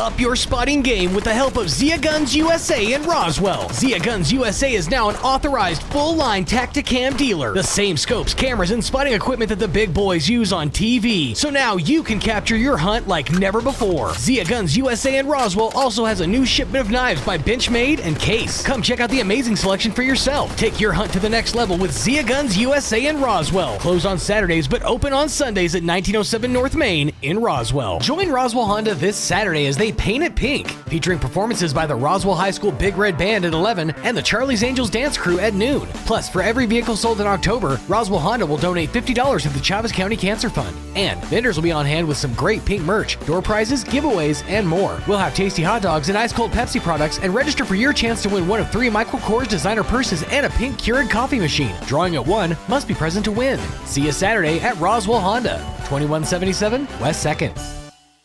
Here's a Mornings with Mike Winters fun fact. 1 in 3 snake bite victims is drunk. 1 in 5 is tattooed. Hold my beer and check this out. Here's Mike Winters.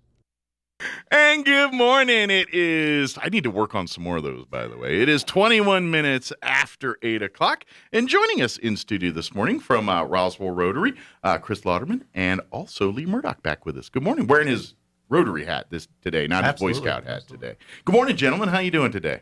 Good morning. Great, thanks. Doing good. Fantastic. Well, good. I think a lot of people are very familiar with Roswell Rotary and are, may have heard of Rotary Club. It's I think international, actually, isn't it? It's not just national. It's international, I think. It's all over the place. But for folks that may have heard of Rotary but not really sure what Rotary does, maybe we should start there and just kind of give a little bit of background about who Rotarians are and what Rotary is. Sounds good. Chris, you want to take that, or you want me to? Sure. I can start out. But, Rotary is at its heart a service organization, right? I mean, so we're trying to do things to help the community, trash pickup, for example, along the roadside. But the one thing that all Rotary clubs have in common is the mission to eradicate polio. Yeah, that's kind of your adopted charity, I guess you could say, or is that I don't know if that's the right way. Or I'd say all service clubs sort of have a greater calling, and that definitely is the greater calling of Rotary right now. I guess that's what you say, that the issue that you guys have chosen to kind of embrace and adopt and attack. Absolutely. Cool. But here in town, some other things about Rotary. Obviously, we do the cleanup on the highway, but we also work. I always get this park name mixed up, but I want to say Delta West, which is up by Grace Church. Okay. We're trying to do some work up there. We work with Habitat for Humanity to do some housing projects around town. Great, another great organization. Yeah, and there are 2 clubs in town. Our club meets on Thursdays at noon, but there is another club that meets on Wednesdays at noon. So it's a great networking and social opportunity for young professionals to come out and get to meet what I would call some of the, I don't know, what would you call some of our members, like the kind of a who's who of around town. There's a lot of connectors in our club that sort of hidden in plain sight, if you will. Sure. I mean, well, you got people from all aspects of industry in Roswell. You got educators to your finance folks, to law and government folks, to there's a little bit of from people from all backgrounds coming together to do service for the community. Absolutely, and we have obviously some small business owners. We got some folks like myself, nonprofit directors, including Nikki Woolen with the Salvation Army and Ryan Nix from Alianza. And it's just a great opportunity for all of us to get to know a little bit more about what's happening in our community, because as a transplant from back east, as Sure. sometimes it's a little like, wait, where am I? Who's who? What's You going got on to here? learn the lay of the land a little bit and Absolutely. learn things. Now, is the only difference between the Rotary clubs just if you're free on a Wednesday, come to this one. If you're free on a Thursday, come to this one. Is that, or are they two separate organizations altogether? I mean, as far as how they're handled and run and everything. Yeah, they both have the separate boards of directors. Okay. And they both have what I would call separate passion projects. Okay. Again, the passion projects really come out of the members. Gotcha. But I imagine you could probably work together on various projects and things. Or absolutely. Community-wide events, all Rotarians on board for this one kind of thing. Absolutely. Gotcha. Absolutely. Very cool. So I guess whichever day frees up, best for you is probably Exactly. And this is something I know from being guest at Rotary meetings and things. One of the kind of the big deals of Rotary is when we meet for lunch on Thursdays here, it's we kind of leave our work at the door mindset. That it's not a necessary. I mean, it is a network, but not a networking. And what I mean is everyone's coming to this meeting to enjoy camaraderie and discuss and find projects and do things that benefit the community. Now, who's to say someone said, "Hey, how's things at the office, Bob?" Going on me, but for the most part, you guys, that's kind of the mantra of the Rotary. It's like, now the business stays at the door. We're here to serve and for fellowship. Is that pretty fair, or is that accurate, I should say? That is accurate. Yeah. But, the meetings also, it's a time for us to actually learn about other aspects of the community as well and what's happening. This month, for example, we've had an attorney with the United States Court of Appeals come talk to members about the upcoming Supreme Court term, what's happening there. We had the director of the Roswell Homeless Coalition come in, again, give us an update on homelessness in our community. So it's just kind of staying plugged in, basically. Absolutely. Gotcha. Okay. But yeah, I would say we're bipartisan, correct? And Yes. when the mayor, who's a member of the Thursday Club, comes in, we don't pin him in a corner and say, "Hey, tell us about this recent decision." We just let him enjoy the fellowship. And although he's a municipal, he's not party affiliated, so talk away. I mean, it is personal idea, but as a gig as mayor, he's fair game. But just kidding. But I think that's the cool part about Rotary is really it's just a group of people that say, you know what, hey, my life's going pretty good. We got things here. How can we give back? How can we serve? How can we stay connected and understand what's going on? Are our needs being met, and do we need to adjust and go from there on and reassess on how we do things? And then at the end of the day, that's kind of what you guys are triaging and doing when you have your meetings and things, and just kind of learning what's going on. And oh, by the way, you have good food and good camaraderie, and it's very fun. And it's a social club as much as it is a service club, I would guess too. Yes, very very much so. And again, you just get an opportunity to meet people from the community that you wouldn't otherwise meet. And that's been really fascinating. I would say that, obviously, as you would anticipate, we pivoted as quickly as we could during the pandemic. Sure. And we transitioned from meeting in person to doing Zoom meetings. But as the pandemic continues to unfold before our eyes, we're still trying to navigate those waters, and we're still trying to figure out how to reconnect with some of our members while also inviting new people to come into the club. Yeah, it is a slippery slope in this world. It's like, okay, we want to get new people, but we don't want to make anybody feel uncomfortable or unsafe. Absolutely. Certainly, so absolutely. So are you guys able to meet in person now? Or are you guys still meeting via Zoom or? No, we are meeting in person. Oh, good. Deal. We are, since the pandemic, we've been meeting at different locations, giving different venues and Sure. opportunity to host the club. See the town from Exactly. different perspectives. Absolutely. Yeah, and so this week we were actually ending our time at the Roswell Museum and Art Center. And, Okay. we'll be at the Country Club and then the Liberty, and who knows where we'll be in 2022. Very good. But yeah, it's been great seeing some different locations and obviously helping those businesses. Sure. As Well, you find different needs, different things as you go and travel and do these different things. So let's ask this. If folks are listening right now and saying, you know what, this sounds like something I'd like to be a part of. I mean, just come out to the next meeting on Thursday and sit down and, or is there more to it than that?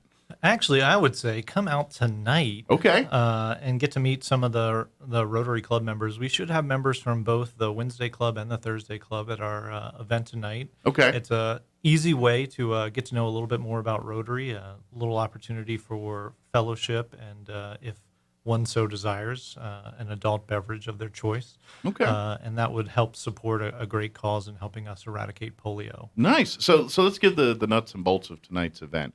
Talk a little bit about what's happening tonight, where it's happening, and how can people get involved? Yeah, Chris? Yeah, sure. So Pecos Flavors Winery was gracious enough to partner with us on this event. So good deal. For every pint of beer sold from 4 o'clock this evening until close, they are donating $1 to eradicate polio. Nice. Make sure you eat some of their food while they're drinking. Oh, beer, 'cause absolutely. Their food's really good. Too. Yeah, I'll be eating dinner. And a great thing about that is through the generosity of the Gates Foundation, who has made a pledge to give up to $50 million, for every $1 that is donated tonight, it'll be a 2-to-1 match. Oh, they're going to match. Very nice. So come, have a few, get a DD. But while you're there, support Pecos Flavors, get you a meal, and do some shopping. They got some great, if you love wines, cigars, they got a good selection of that stuff. So do some shopping while you're there. And again, we'll have the opportunity for you, if you're an interested, somebody that's interested in being in a Rotary Club, we'll be there and we'll be happy to answer any questions and demystify any curiosities folks might have about Roswell Rotary or Pecos. Just understand exactly what it is and everything else and what it's all about. I would imagine, too, maybe you're new to the area. Maybe you were in Rotary in your communities and are new to the Roswell area. Hey, come on out. Meet some Rotarians and get plugged in with Rotary here in our communities. Absolutely. Yeah. Absolutely. And because that's one of those things, I know it's once you're involved in Rotary, you can go anywhere in the world with that. And just, my father-in-law, Rotarian for many years, and he's in Ruidoso. I think one of their big things was enchilada dinners. That man cooked more enchilada dinners. Matter of fact, to this day, he's still like the designated enchilada cooker. Like whenever at families cooking enchiladas, I guess he cooks so many. He's just by default the enchilada guy now. So, but that's all through Rotary. Got it. I was at that club a couple weeks back. I'm curious if he was there. They had chicken fried steak. Well, he's moved, so he hasn't been there in a while. So he hasn't been. But yeah, he was. They moved to Arizona, but for the many years they lived there, he was very much a part of that. So, but that's what Rotary is. It's fellowship, it's service, it's a great way if you're a community member here, business owner, something like that. It's really a great networking. Obviously at the meetings itself, we steer away from that, but as far as the people involved and stuff, it's a great way to make connections, make friends, and give back to the community. And obviously with polio tonight, come out to this event, come have a drink, raise money for this. And I know one thing we always talk about is, because especially in the world of vaccines now, everyone's like, well, how often do you see polio happening? Yeah, thank goodness it's not a problem here because of vaccines, but that's not the case throughout the world. There's polio is a very dangerous thing in some third world countries and things like that. So we need to kind of... Well, interesting that you bring that up, Mike, and I'd compare it to a Washington football club drive down the field. That doesn't happen very often. Think back, kind of a unicorn thing. Think back years ago, Doug Williams, Art Monk, years ago, right? That the red zone, if you will, is the toughest spot to be in. Gotcha. And we're proud to say, or I think Chris and I are both proud to say, that we feel like with what's been going on through Rotary International, that we really are in the red zone, and we're really so close into pushing that ball into the end zone.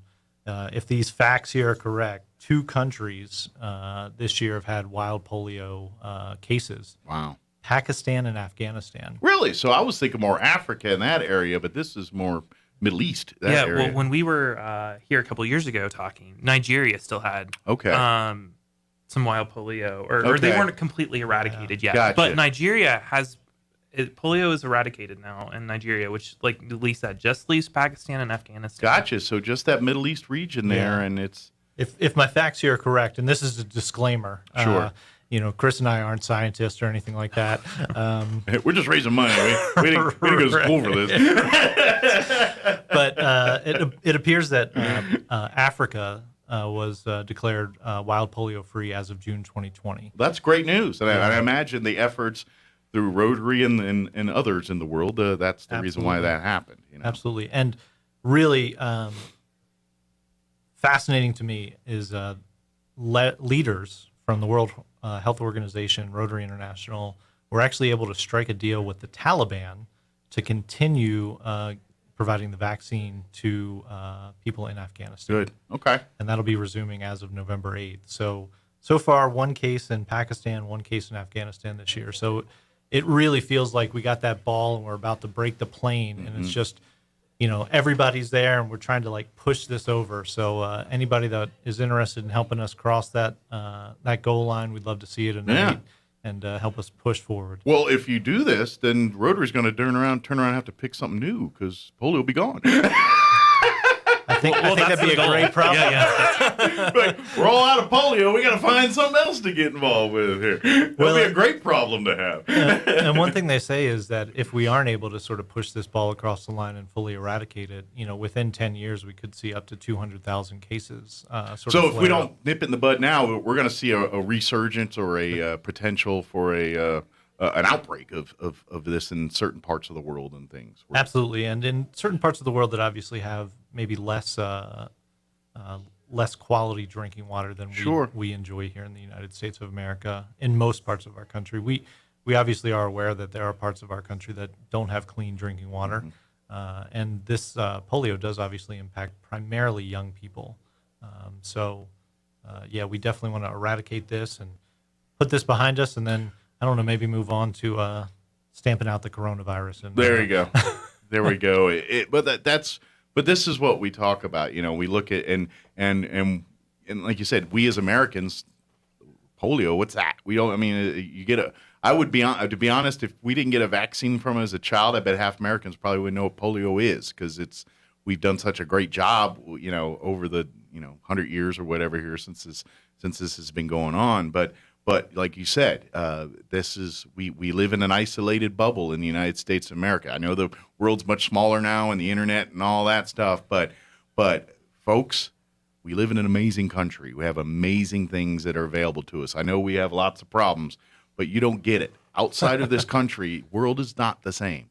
And you get to some places in the Middle East and Africa, it's a way different world and things that I don't want to make to trivialize things, but we got first world problems here. We got problems that are not necessarily in the big scheme of things major problems compared to what they're talking about. They're still fighting for life and all this.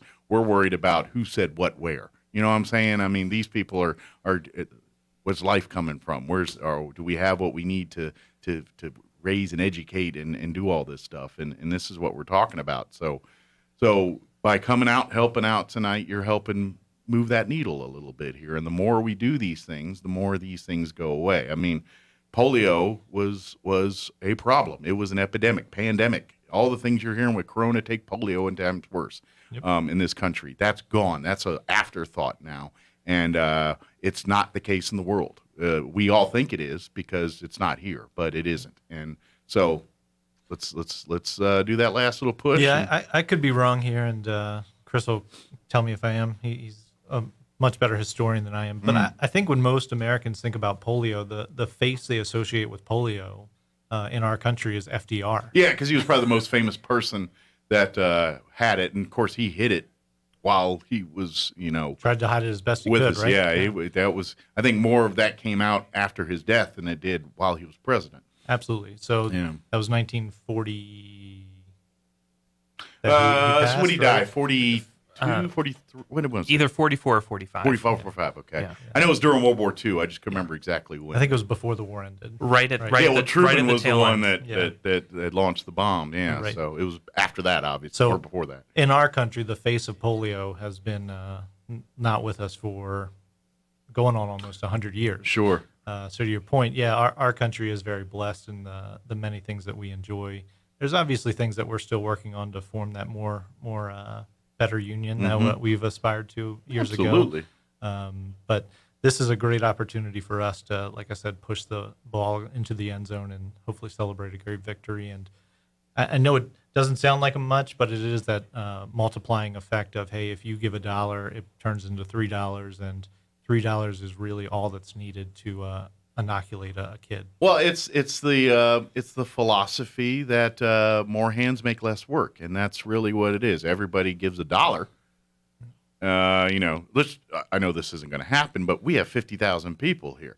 We'll say half of that is of drinking age. I'm just guessing now.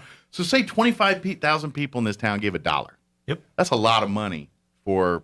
And that's what we're talking about. We're not asking you to fix the world by yourself. We're asking you to come out and have a beer, donate $1 out of your beer to go, and then we're going to match it. So this is how we fix problems. You don't have to move the mountain by yourself. Let's all just pick up a rock and then and let's do it together. And that's what tonight's all about. Come out, and to be honest, this rock you got to pick up is asking you to come out, socialize, have a drink, have a meal. That's not really a dirty rock to pick up. Absolutely. So come on out to Pecos Flavors Wine. What time is everything officially going to get underway there? 4 o'clock. 4 p.m. So come on out beginning about 4 if you want to come out. When is it, like a come and go, I'm guessing? Oh yeah, just to come and go, have dinner, grab a beer. Okay. 4 to close, and that's when Pecos is donating the $1. Oh, It's nice. starting at 4 o'clock. What time do they close? Is it like 9 or 10, I'm guessing? I have no idea. I would say it I'm a depends morning on show guy. how great a crowd we have there. Okay, I'm a morning show guy. I turn into a pumpkin when it gets dark during the week. So I think their scheduled close is 8, but Chris is going to get there around 4, and Okay. he's going to turn the lights out around midnight. I There you think. go. He's going to shut it down. But no, come on out. Pecos. Of course, it's right here on 2nd Street. Can't miss it. Come on. While you're there, like I say, come have a meal. Come have a beverage or two here. Again, $1 from every beer you buy will go towards the Roswell Rotary, which will go towards fighting polio here. So come out, have a beer, have a meal. Maybe have one more beer, and then of course a dessert too. To go You along got to with have it. a dessert. Yeah, Their desserts are fantastic. They don't joke around with those Yeah. either. You might feel like you need to go to the gym tomorrow, but it'll well be worth it. If anybody has any questions about either tonight or Rotary in general, what's the best place to steer them? I know. Fantastic question. Yeah, I know you guys have a Facebook page, but I don't think you guys are. I don't think you guys actively work on that page, so I don't know if people see it all the time. Well, thank you for that, Mike. Well, I just noticed I saw it there, but it hadn't been updated for about a year, so I was like, well, maybe you don't want to reach out to that one. Yeah, and that's part of the challenges we've seen with the COVID pandemic. Yeah. So I would say you can obviously reach out to me. You can call me at work. I'm at 575-622-3461. Okay. Easy email address is lee.murdoch@scouting.org. There you go. And I'm happy to answer any questions. Chase them down at Boy Scout headquarters. That'll get There them. you go. And of course, just come out tonight if you want to come out, and there'll be a bunch of Rotarians. You can sit and talk, mingle, have a beer with, and talk and learn more about Rotary. And come on out tonight to the event and learn what it's all about. Now, if you can't make it out tonight, is there a donate? Like, could someone donate money direct if maybe they're not available tonight, but they would like to? Question. But maybe drop off money somewhere, or drop it off tomorrow, or do something if they're not available. I think if somebody wants to make a direct donation, they can go to endpolionow.org. Okay, the national Rotary donation area. There. Yes. Perfect. Excellent. And of course, it's tax write-offs and all that stuff. But absolutely. If you need that reassurance there, I know tis the season where start people thinking about that stuff. The end of the year. So if you need a place to squirrel a bunch of cash away, Rotary will take it.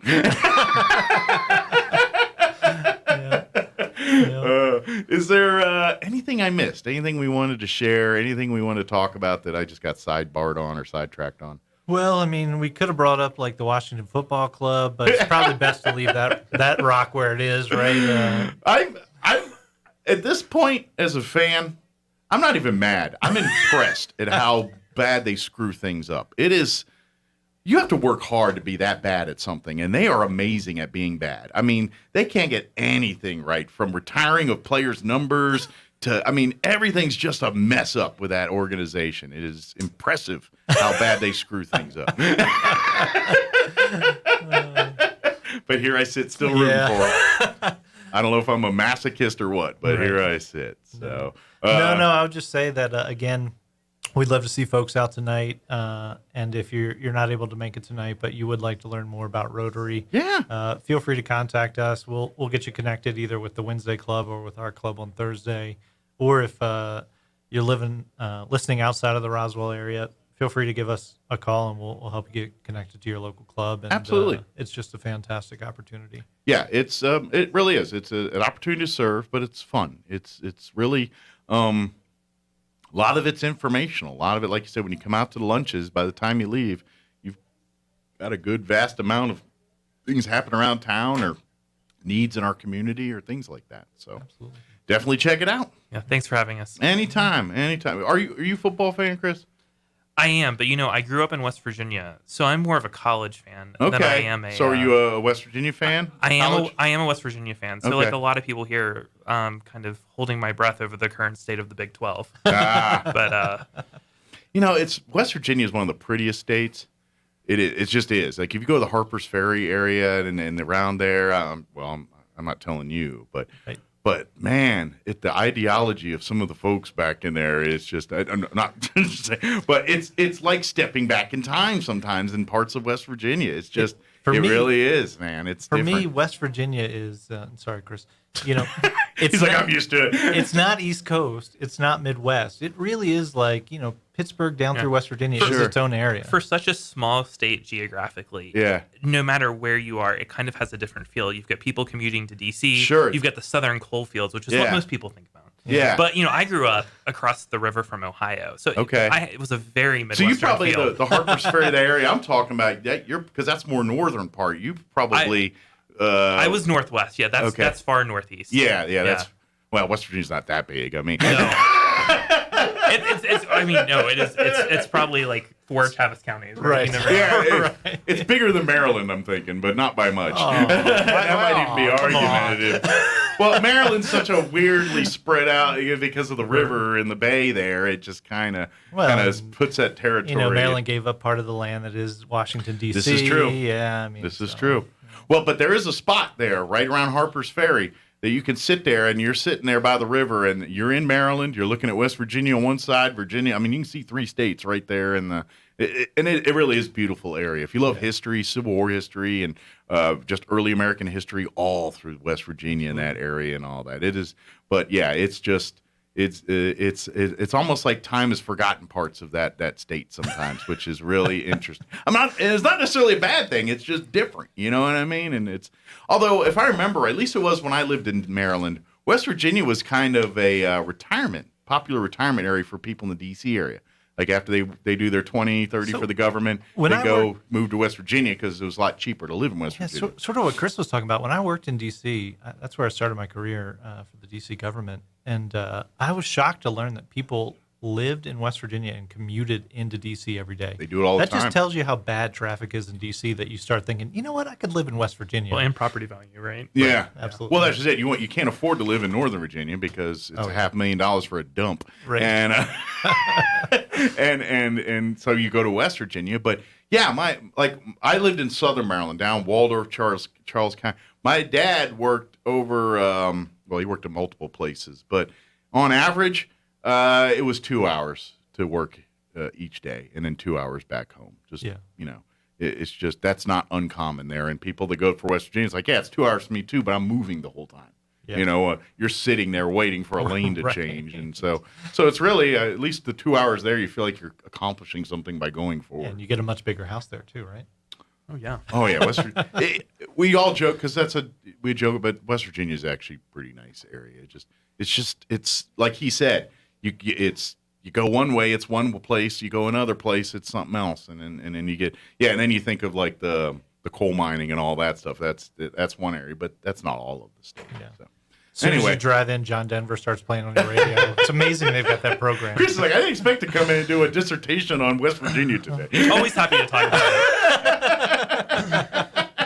it. Well, and now I can see why, because I guess you would have to be in Washington Redskin territory if you were going to be an NFL fan.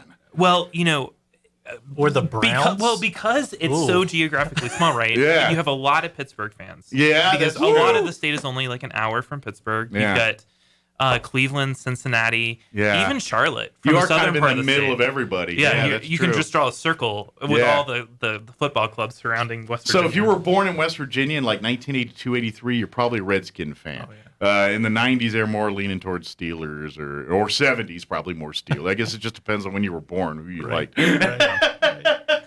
Absolutely. If you're my age, you'd be a Redskin fan. That's all I'm saying. Thank you, guys. Appreciate it. Thanks so much. And, Absolutely. Anytime you guys have anything or anything we can do to help, just let me know, and we'll make it happen. Sounds great. Thanks so much, Mike. Anytime. It is 8:49. Let's go ahead and pause for local news, your weather update, and your town hall business update. Don't go away. You're listening to Mornings with Mike Winters. Now for a Pecos Valley news update, I'm Jared Cirillo. The City of Roswell's water tower design placed 9th in the Tank of the Year contest, beating out all but 8 of the nearly 300 tanks from across the United States and Canada that were part of the competition this year. Finishing among the top 12 tanks means Roswell's tank design will be featured in the 2022 Water Tank Calendar published by Tnemic, the company that sponsors the contest. Effective immediately, phone users across New Mexico must include area codes when dialing to make all calls, including local calls that previously only required 7 digits. The requirement for 10-digit dialing is taking hold in numerous states, affecting 82 area codes across the country and including both area codes here in New Mexico. The 505 area code covers the Albuquerque area, Santa Fe, and much of northern New Mexico, including Gallup, Farmington, and Las Vegas. The 575 area code covers, of course, southern and eastern New Mexico, including Las Cruces, Alamogordo, Carlsbad, Roswell, Clovis, Hobbs, Silver City, and Artesia. You're up to date. I'm Jared Cirillo. I'm meteorologist Steve Hamilton with your Pecos Valley weather. Plenty of sunshine today, but very gusty wind coming our way, as high as 50 to 60 miles per hour with a strong cold front moving through. Watch out for some blowing dust. Our afternoon highs in the mid-80s. Overnight will be clear and windy, down to a low of about 50. And then another gusty day tomorrow with our afternoon high quite a bit cooler. We're back down to the low 70s and sunny. That's your latest forecast. I'm meteorologist Steve Hamilton. With the SRN News Business Brief, I'm Bill Alexander. Hertz announced it will buy 100,000 electric vehicles from Tesla, one of the largest purchases of battery-powered cars in history, and the latest evidence of the nation's increasing commitment to the technology. The purchase by one of the world's leading rental car companies reflects its confidence that electric vehicles are gaining acceptance with environmentally minded consumers. The head of the U.S. National Transportation Safety Board is calling on Tesla to act on recommendations to limit where its autopilot driver assistance system can operate and to put a system in place to make sure drivers are paying attention. On Wall Street, the Dow up 64 points, closing at 35,741. The Nasdaq up 136 to 15,226, and the S&P 500 gained 21 to 4,566.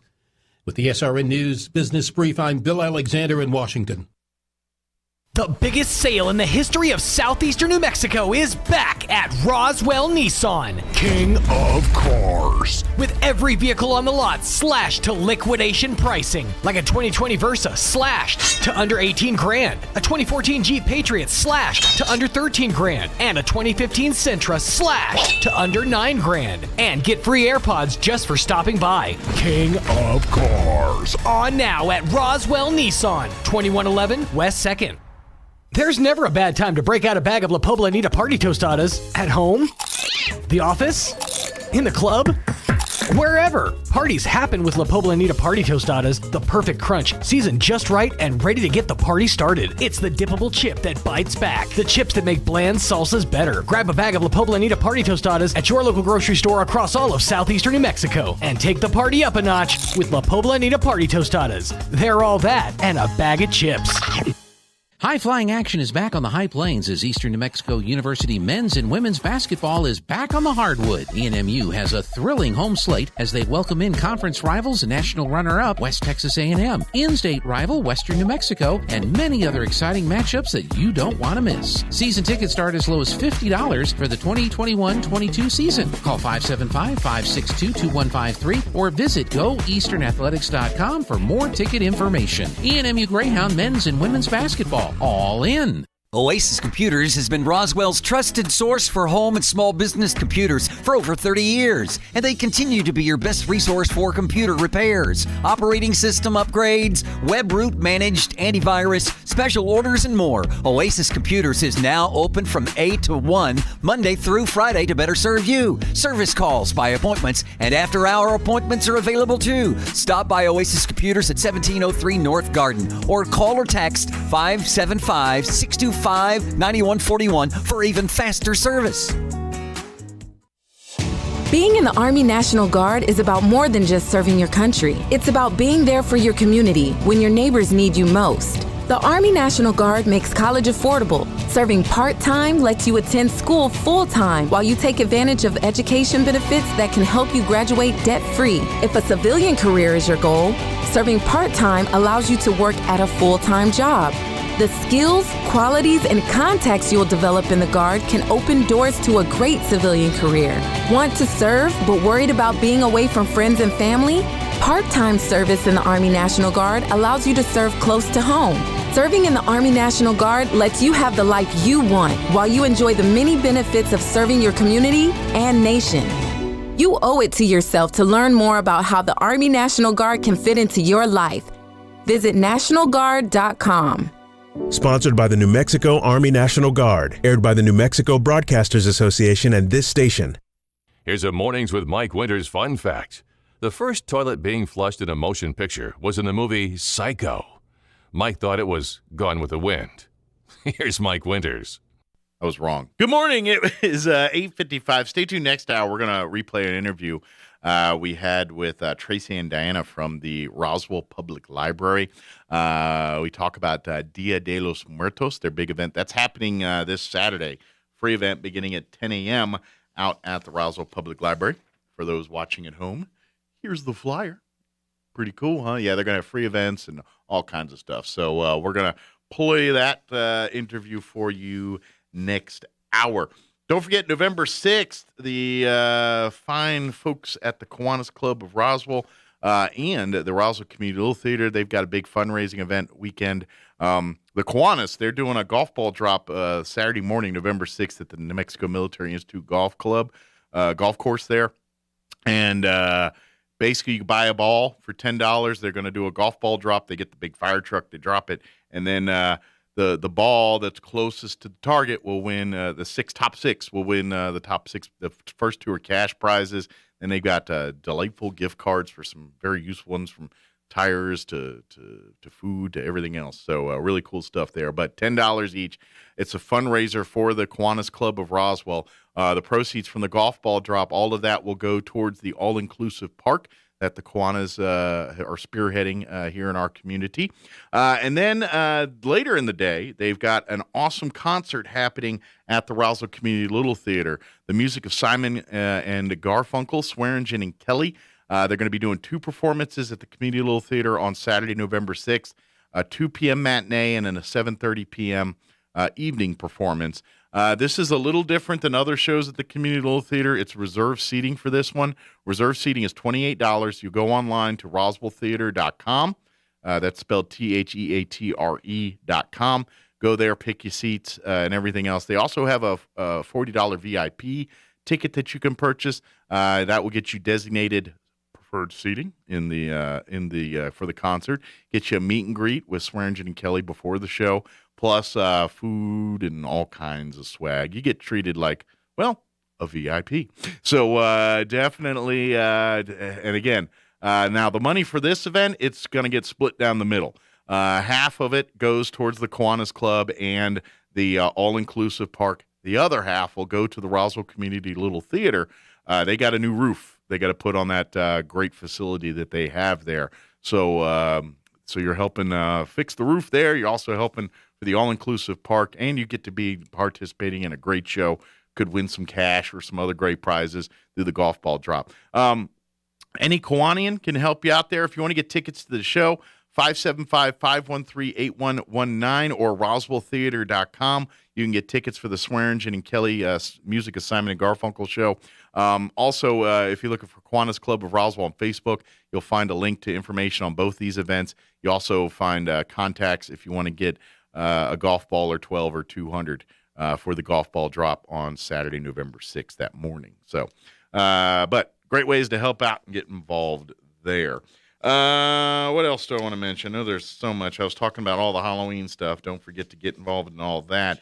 And then also I want to remind folks too that the city is also having and Kathy Lay, she's the heads up the volunteer program. They've got different opportunities if you want to work at some of the different as a volunteer at some of the different animal services like the animal shelter, the cemetery, library, museum, Parks and Rec, the zoo, visitor center, UFO festival, or other special events. Great ways to work and get skill experience, learn about those careers. And then also they got an opportunity for youth groups. If you're a nonprofit youth group, you want to earn like $400, I think they're paying. If you sign up, to clean up an area, they got all the stuff, and then your organization gets $400. Talk to Kathy at the city for more information there. All right, it's 9 o'clock. You're listening to 106.5 Roswell's Talk FM, KEND, Roswell, New Mexico. News this hour from townhall.com. I'm Rich Thomason. Senate Republican leader Mitch McConnell denouncing a new tax scheme reportedly being looked at by Democrats, a tax on unrealized capital gains on profits that Americans might make eventually. There are already capital gains taxes that Americans pay when they cash out an investment, when they sell what they've been holding and realize actual gains. Now Democrats want to go much further and tax certain citizens just because their holdings have gone up in value, regardless of whether they have actually sold them and made any money. It would pay for part of President Biden's proposed social and environmental spending plan. That plan is the subject of ongoing negotiations among Democrats looking to forge a compromise. The Biden administration being taken to court over abortion referrals by family planning clinics. Ohio's top lawyer filed suit against the administration seeking to restore a Trump-era ban on abortion referrals that was reversed earlier this month. The action by Republican Attorney General Dave Yost was joined by 11 other states. Yost also wants reinstated a rule that requires federally funded family planning clinics to be physically and financially independent of abortion clinics. He says federal law prohibits taxpayer funding of abortion and the money needs to be kept separate. Greg Clugston, Washington. It's raining across the Northeast. Start of something big, a powerful nor'easter bearing down on the region. Flooding rains and fierce winds expected from Washington to New England into tomorrow. Looking at Wall Street now, stocks are higher. The Dow going deeper into record territory. The blue chips up 126 points. The S&P ahead 29, and the NASDAQ Composite Index currently trading 134 points higher. More on these stories at townhall.com. Why are cash-out refinances such a big deal right now? Uncle Ryan tries to teach me something. I really feel like right now might be a once-in-a-lifetime opportunity. I've been doing this for 18 years now, and I've just never seen a market where the rates are so low and values across the country have skyrocketed as much as they have. That combination, I remember one couple in particular, they were looking to do some home improvements at the house, but they were worried about their payments going up. Well, with rates being so low and them building up so much equity in the home over the last few years, we were able to get them the cash out for those home improvements, and their payments actually went down a little bit. Every single situation is different, but it does happen more often than you think. So it definitely does not hurt to call. We are United Faith Mortgage. United Faith Mortgage is a DBA of United Mortgage Corp. 25 Middle Park Road, Melville, New York. Licensed mortgage banker. For all licensing information, go to nmlsconsumeraccess.org. Corporate NMLS number 1330. Equal housing lender. Licensed in Alaska, Hawaii, Georgia, Massachusetts, North Dakota, South Dakota, or Utah. Sudan's most senior general says the military seized power this week in order to prevent a civil war. General al-Burhan insisted the army takeover was not a coup. He said the military was merely trying to rectify the path of the transition. He blamed activists, the media and politicians for what he described as incitement against the security forces. The general revealed the whereabouts of the deposed Prime Minister Abdullah Hamdok. He said he'd been keeping him at his house, but that he'd be free to return to his own home soon. Opponents of military rule are continuing to protest, disrupting life in the capital Khartoum. That's the BBC's Mary Harper. European Union ministers have held emergency talks focusing on energy, the discussions failing to produce immediate results amid deep differences among the 27 member countries on how to tackle a crunch that's seen consumers' bills skyrocket. News and analysis, townhall.com. One Republican senator says help's on the way for U.S. diplomats who fell victim to a mysterious kind of attack launched against them in Cuba's capital. Senator Susan Collins of Maine says she secured funding in the Defense Draft Appropriations Bill to make sure it implements the Havana Act. The federal law includes assistance for U.S. officials suffering mysterious health problems some say were caused by targeted attacks. An estimated 200 U.S. diplomats, intelligence officers, and executive employees are thought to be victims of the Havana syndrome. Their mysterious health problems occurred alongside strange noises and intense pressure.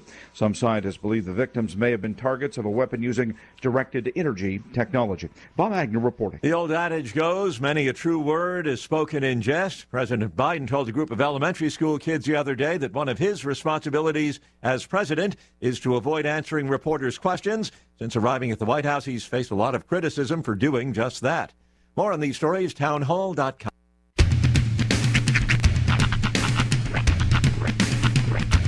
What in the wide, wide world of sports is going on here? I promise you, whatever scum did this, not one man on this force will rest for 1 minute until he's behind bars. Now let's grab a bite to eat. Yeah, come on. I feel the hot wind on my shoulder and the touch of a world that is older. I hit the switch and check the number. Leave it on and then I slumber.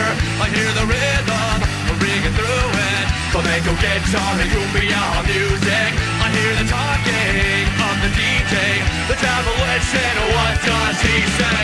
I'm on a Mexican radio. I'm on a Mexican world radio. Broadcasting live from high atop the J.P. White Building in downtown Roswell, New Mexico. It's Mornings with Mike Winters on 106.5 Roswell's Talk FM. Is that what I sound like when I talk? Now, here's your host, Mike Winters. And good morning. It is 6 minutes after 9 o'clock. Welcome to hour number 3. Chris Inviernos. Mornings with Mike Winters, right here on 106.5 Roswell's Talk FM. Happy Tuesday, That's everybody. right. Second day of the rest of your life. Yeah. Get up, get it going, get it right. Yeah, I hope it's all going super duper neato. Swimmingly. Yeah, swimmingly for you. I think, hey, you know what? I think things are all right. Busy, but not busy. Kind of all good. I got to tell you, dude, I did the thing I swore I wasn't going to do. And I did the thing I swore I wasn't going to do, and I swore I wasn't going to do it because I knew what it was going to do to me. All right. Because I have a bit of an addictive personality. I know what you're going to say. Go ahead. And that's exactly why I'm not there either. On a bored Friday night, I believe it was. Yeah, Friday evening, I downloaded TikTok. Yep. And you've been a mess ever since. Dude, haven't you? I can't stop. I can't stop. I'll just sit there and just drain my battery. Like, it's painful. I mean, and granted, it's just because every video is something different. It's like a new tip or trick or a hack. I now know how to get so much free food at Five Guys. Just got to get to a Five Guys. Just got to get to a Five Guys. I'm set for life. You guys share tips with me on that. Oh, dude. So, okay. Here's just a quick tip since you don't TikTok. The standard Five Guys burger comes with 2 patties. Correct. Now, that I knew. All the toppings that you want are free, including an extra bun. So order all of the toppings on the side. They'll give them to you in a boat. Okay? So you get a free burger. Then you get the 2 burgers. You take 1 patty, you put it on the free bun that you get, and you can top it however you want. Nice. Yeah, 2 burgers for the price of 1. Bam. Yeah. I wonder what they charge for the single patty burger, which is their junior It's burger. actually it's only a little bit less because they do have a standard 1 patty burger. Yeah, they do. It's their junior burger. Yeah, but it is which is like a normal size I think burger. it's only like 50 or 60 cents less. By the way, second pro tip, if you ever go to Five Guys, 1 order of fries. Small fries. For everybody. That's all you need. For everybody. Because they fill the bag with fries. Yeah, for everybody. I'm telling you, if there's 4 of you, there's still enough fries. Maybe 5, you might want to go large. If there's 5 guys, if you're feeding 5 guys, go large. Go with a large fries. But anything under small is. That's I guess the idea of the name of it is you're feeding 5 guys. You're probably gonna need a whole bunch of food. And you know what? This is something that I didn't have till years later. Because quite frankly, whenever I was at a Five Guys, the last thing I wanted was a hot dog. Right. I'm like, no, I'm here to eat a burger. This is what I'm here to do. But the last time or the time before, I went and got a hot dog. It was delightful. I've heard they got some baller dogs, dude. Well, they split it. They don't cook it whole. They split it and they butterfly it and cook it that way, and then put it back in your bun. And of course they get good buns. They got it's on point. Well, of course, your dogs are better when they're desiccated. And now they have milkshakes. For years they didn't have milkshakes, and the reason why. Because there's no freezers in a Five Guys. Yeah. They don't own a freezer.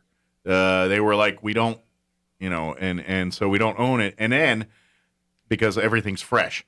And so they said, by the way, we will not make a milkshake till we figure out how to make the perfect milkshake. So they spent years not offering a milkshake. And then about 2-3 years ago, they said, we have a milkshake, and it's an order list. You get the milkshake, and then there's a checkbox. You can get anything from bacon to your standard fare in their milkshake. They don't mess around. Nope. And it's all hand scooped, hand spun, the whole shebang-a-bang. Yeah, that is why it's my favorite. And I know an In-N-Out is a tasty burger, and I love your meals and all that, but you will never, ever convince me that In-N-Out is better than Five Guys. I've never been to either. Yeah. Put it that way. I always wanted to go to In-N-Out. It's a on my different list. experience. In-N-Out burgers are thinner. The fries are they're kind of the more smash burger style. Yeah. Whereas it's East Coast versus West Coast. This is exactly what it is. In-N-Out's a West Coast establishment, and so you think California fare, and it's kind of which is delicious. It's just not Five Guys. Five Guys is more East Coast. It's more Big Mama burger thick style. And quality ingredients. I'm not saying In-N-Out doesn't use quality, but that's kind of their mantra, Right. They do peanuts. I think they stopped throwing them on the floor because everyone got all buttered the whole about COVID that. thing. But you can still get. I think they'll give you like a thing to throw them in. You walk in and they tell you what part of the country the potatoes came from that make your fries. Most of the time it's Idaho, but they'll tell you like what town in Idaho. Right. That's why I love Five Guys. It's from a substrate region. It's a great. Overpriced fast food joint. But yeah, so TikTok is it's very we were encouraging. talking about TikTok. But no, I'm telling you, tips like that. Well, things like from Chipotle and stuff like that. That's my problem because I will do the same thing you are. I will get down wormholes and I'll be there all night watching things that I really, at the end of the day, didn't need to see. And here's what happens: it's learning. But is it? Oh, it's learning. So it's like, okay, I'll feed you, baby bird. Every time you swipe and if you see something you like, you click the like thing. Yeah. It's going to start learning what you like and tailoring it's learning, its not you experience. learning. No, Yeah. it's learning. That's what I'm saying. It's learning what you like and it's tailoring an experience towards you. So eventually, and I'm sort of just now like, and it's already kind of figuring me like the stuff that I like. Eventually, it's just tailor-made video after video of stuff that you will either find informative, fascinating, inspiring, or downright hysterical. Well, I would need several TikTok accounts because then I need one for like what I share with certain friends. Right. And then the other one that's like my real funny stuff that's way too dark for most people that I find funny. And then I have to show to those friends that are equally twisted like me. So yeah, so you would need it to learn two different types of I'd have to get two sides of Mike Winters. 50 Shades of Winter. 50 Shades of Winters. Well, there's at least 3. 2 of them are NSFW. One is Shady.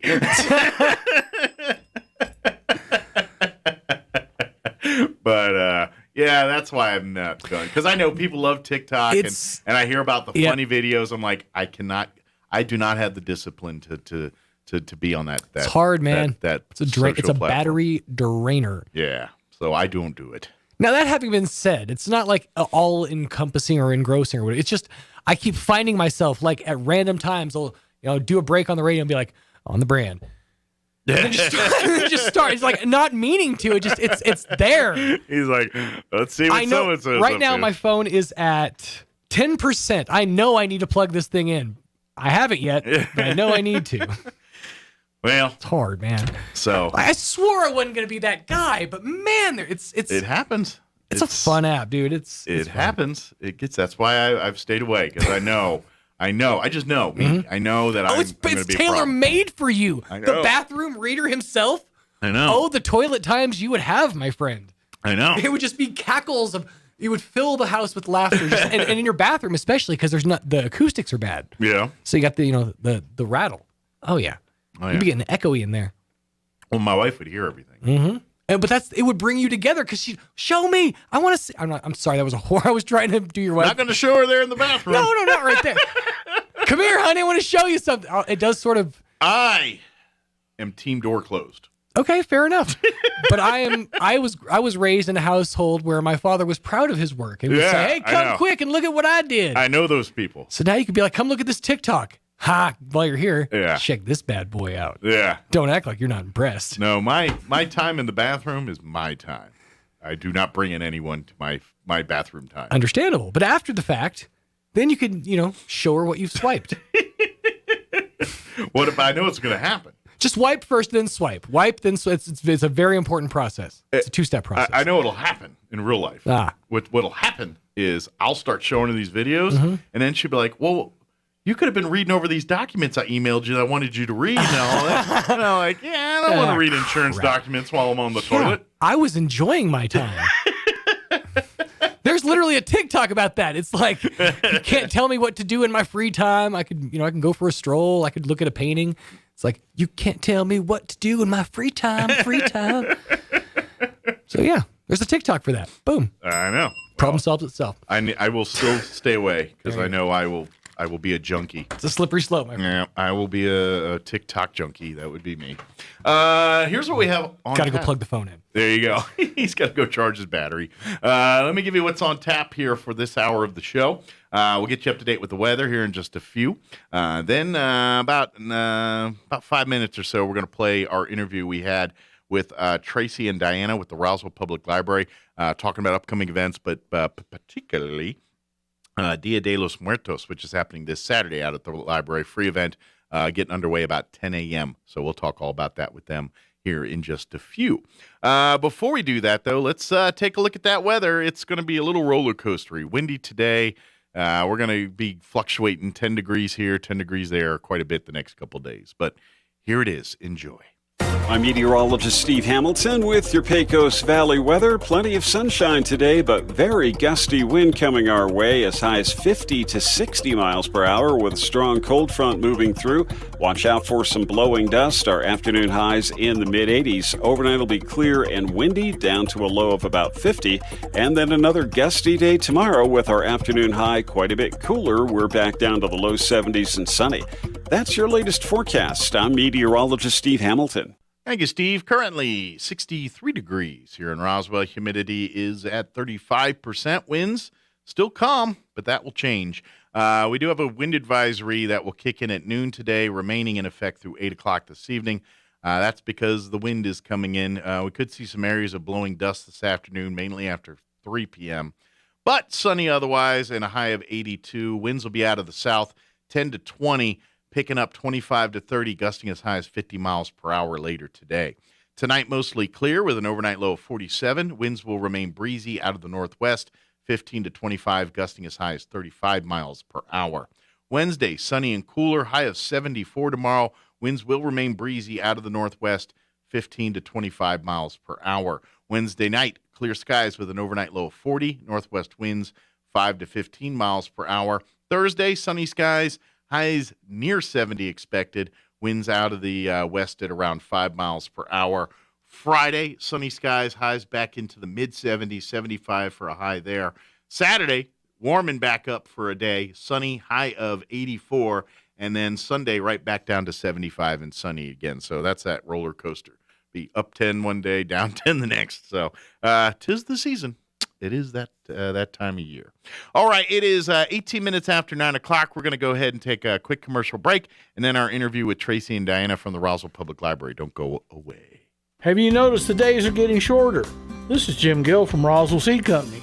I know it's kind of hard to tell, but we're on the downhill side of the year, so every day is a couple of minutes shorter than the one before, even though your plants need plenty of food and water to keep them healthy. Like those globe willows that are turning yellow.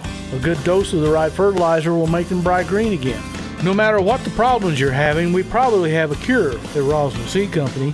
But come see us soon, because winter's coming, you know.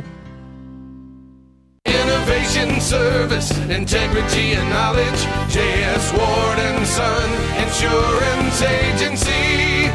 Auto and home, life and health, personal and commercial. Bonds too, since 1925. We have the coverage for you. Innovation, service, integrity, and knowledge. J.S. Ward & Son Insurance Agency.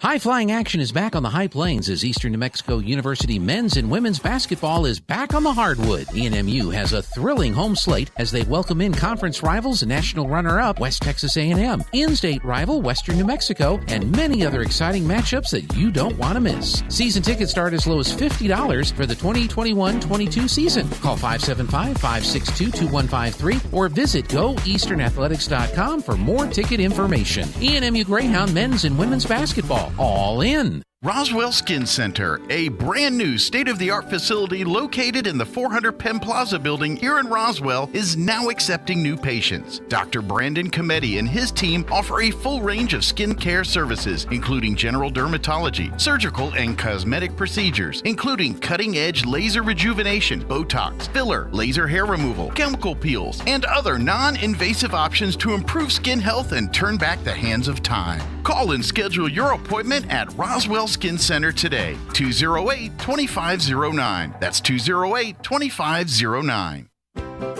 Relaxing with family, laughing with friends, and curling up with your cat. Great furniture brings joy to your life. If you're not feeling the joy, it's time for a visit to Glenn's for fresh new furniture that will brighten up your whole world. Stylish living room furniture that's the most comfortable ever made, and smart dining room sets that will even make the food taste better. Their selection is great and delivery is always free. So hurry to Glenn's Furniture at the corner of Union and Alameda, bringing joy since 1953.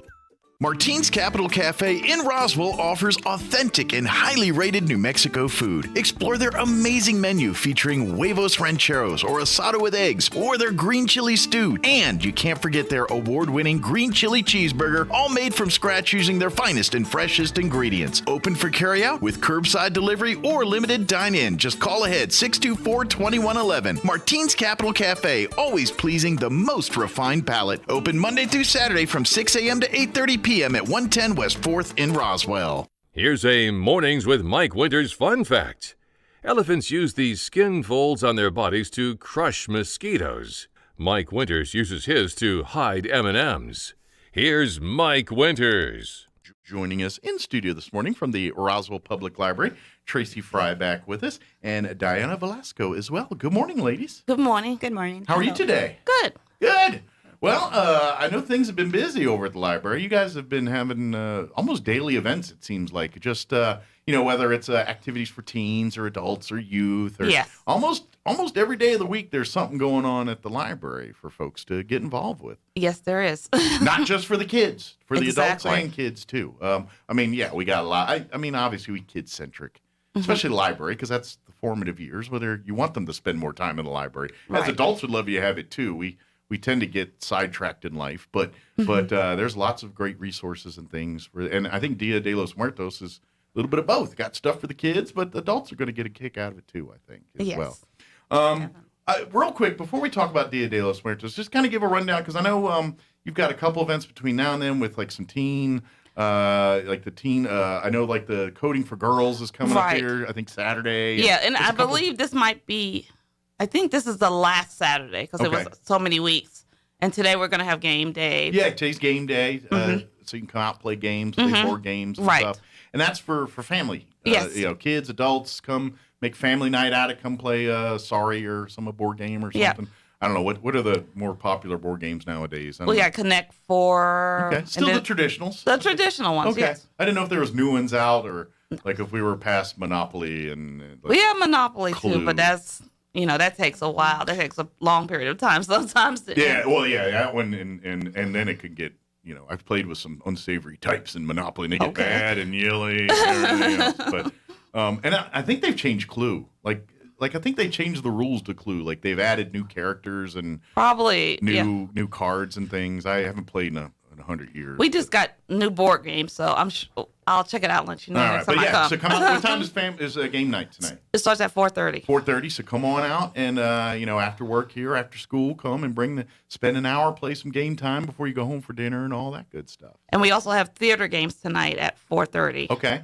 So, and for folks that aren't familiar with theater games, it's it's not actually acting, but you're just doing exercises, right? Kind of like think of like Whose Line Is Anyway, where they do the improv and things where it's not a formal production, but it's using techniques to kind of show you how acting is done or how comedy's done or theater's done. Right. Cool. Very good.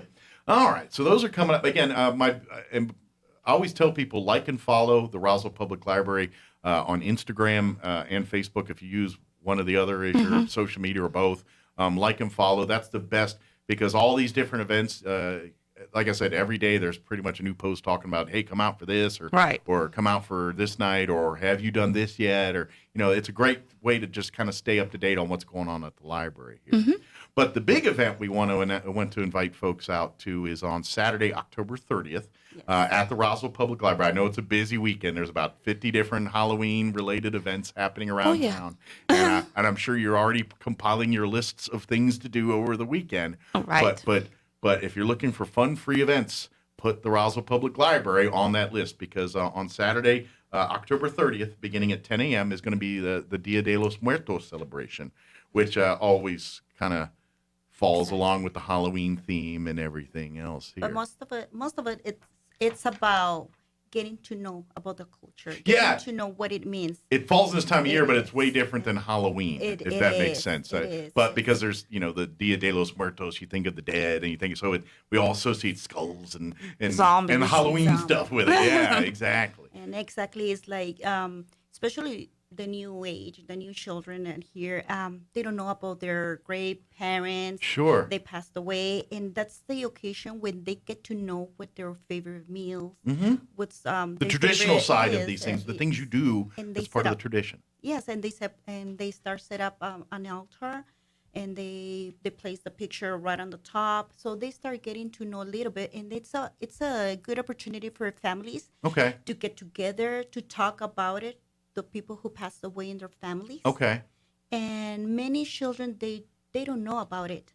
So at this and I'm from Maryland, so I didn't grow up here either. So I've learned over the years I've lived here, but I'm by no means an expert or I know enough to know to be dangerous. Kind of like I know of it, I'm aware of it, but I don't know a lot of the traditions behind it and why the things that are done and things like that. So I need that education as much as our younger Hispanic children that aren't exposed to it as much now, And actually, it's not just for the Hispanic children. Sure. It will be good for everyone in the community. Yeah. It's good to know about other cultures.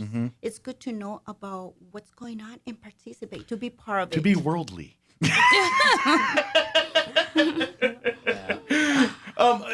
And this is going to be a dumb question because I'm just curious about it, because another tradition that I never knew about till I moved out here was the burning of Zozobra, Old Man Gloom, and I know that's in Albuquerque and things, but is that related to this at all? Is that a completely different reason and event? Because to me that it feels, the traditions and stuff and some of the sentiment behind the event is kind of the same, but they're completely different occasions for different reasons. For me, it's new. Okay. Just say. Okay. It depends on I think of the area. Okay. Like the Southwest. Or, Okay. You know, And maybe the Zozobra is a different cultural part of Mexico. I don't know. This is where I'm naive on this. I just know these are traditions here in New Mexico culture that I've learned about since I've been here, but I don't know the origins per se or some of the reasons behind some of that. So that's why I love like events like this. You get to come out, learn about it. It's like, yeah, we're doing sugar skulls and all that, but why are we doing the sugar skulls? Why is this part of this? This is why. And now you get to learn a little bit about it. And I'm not going so far. Like there's a very popular tale for Hispanics. Gotcha. There's called La Llorona. Okay. The whippery lady, or crybaby lady. And there's so many stories, different stories about her. Okay. But this time it's gonna be a first time that you're gonna hear one that is different. Short, brief, but different. Okay. So is she like the matriarch of the Dia de los Muertos, or kind of the? No, it's just part of it to. Just part of the lore. Just to tell. Gotcha. Tale. Okay. It's like when family gets together Okay. around the bonfire and. Okay, I didn't know if this was kind of like like when we celebrate Christmas and in the non-traditional side, people think of Santa Claus and things like. Is she like in that vein in this, or is it different? No, it's like Christmas you sing some Christmas carols. Sure. It's just part of it. Got it. Gotcha. It's kind of like just to tell. Like at Christmas time, you hear the story of Ebenezer Scrooge and things. Those are stories that kind of fall aligned with the season of Dia de los Muertos. Yeah. Now I follow you. Okay, now I got it. And it's been an adaptation okay. to the story. Okay. By myself. Okay. Cool. So this is I guess you could say a new version, a new twist on an old tale. I guess you could say. Yes. Cool. And the library will be the first place they're gonna hear that one. Okay. Very good. Now the event starts at 10. Is it a come and go style event, or should they be there at 10 for the events and then, or can they kind of come a little later? What's the best way to experience it? Okay, we're gonna give a brochure once they start going inside the library, okay. And we're gonna welcome them with starting at 10:30. We'll start some blessings. Some people will bring their pictures. Okay. To give a bless. It will be for an hour. It will on the brochure will be a list of the items, so they can choose where to go. Gotcha. What to learn. So once you get there, you kind of make your own adventures out of it. Do the things that appeal to you most, kind of. Yes, thing. like a tour, but also there will be some a schedule, a time for each part of it. Gotcha. It will be things to do with the children as well as with the adults. Okay. So they can be part of it, involved by decorating. Gotcha. So they're going to be like come and go, make and take crafts and things, but then there'll be presentations that are set at certain times. So if you want to make sure you are part of those presentations, you want to make sure you line your schedule to be there at those times. But if you'd want to come to do some of the crafts and some of those things, that's kind of a come and go, whenever you have time to do it. Exactly. Awesome. Perfect. We're going to enter with a nice movie at the end. Ah, very good. Any teasers on the movie? Is it one that we know, or is it? Or we want to hold that under our basket? Oh, we can share it. Okay. It's the Book of Life. Oh, okay. So it's animated. Yeah. That was a big hit, wasn't it? I think so. I don't have kids, so I missed some of the movies that kind of. But I'm pretty sure that was one that was a big hit and got a lot of folks. So if you missed it and come or want to see it again, and I mean it's the Book of Life. It's I'm sure there's a few stories you can messages you can pick up through that you caught or didn't catch the first time. Right. Yeah, it's beautiful. That's great. So everything will start again about 10 a.m. On Saturday, October 30th. Everything will be happening at the Roswell Public Library. Once again, big thank you to the Friends of the Library. This is something, go support them at the Books Again bookstore. This is those type of events that they support and come and so when you go buy old used books over there, it's helping support like the snacks and the activities and things for events like this. It's also a neat way to help out and keep your guys' shelves clean and free of books that are no longer look in circulation or look they've been circulated maybe with one too many times. Exactly. But yeah, Books Again, that's a great thing. But they'll be out there, Friends of Libraries, helping out with this event with snacks and everything and all that kind of stuff. Everybody, yeah. Good the deal. whole community is welcome. Yeah. And just remember, the library are the doors to the world. Absolutely.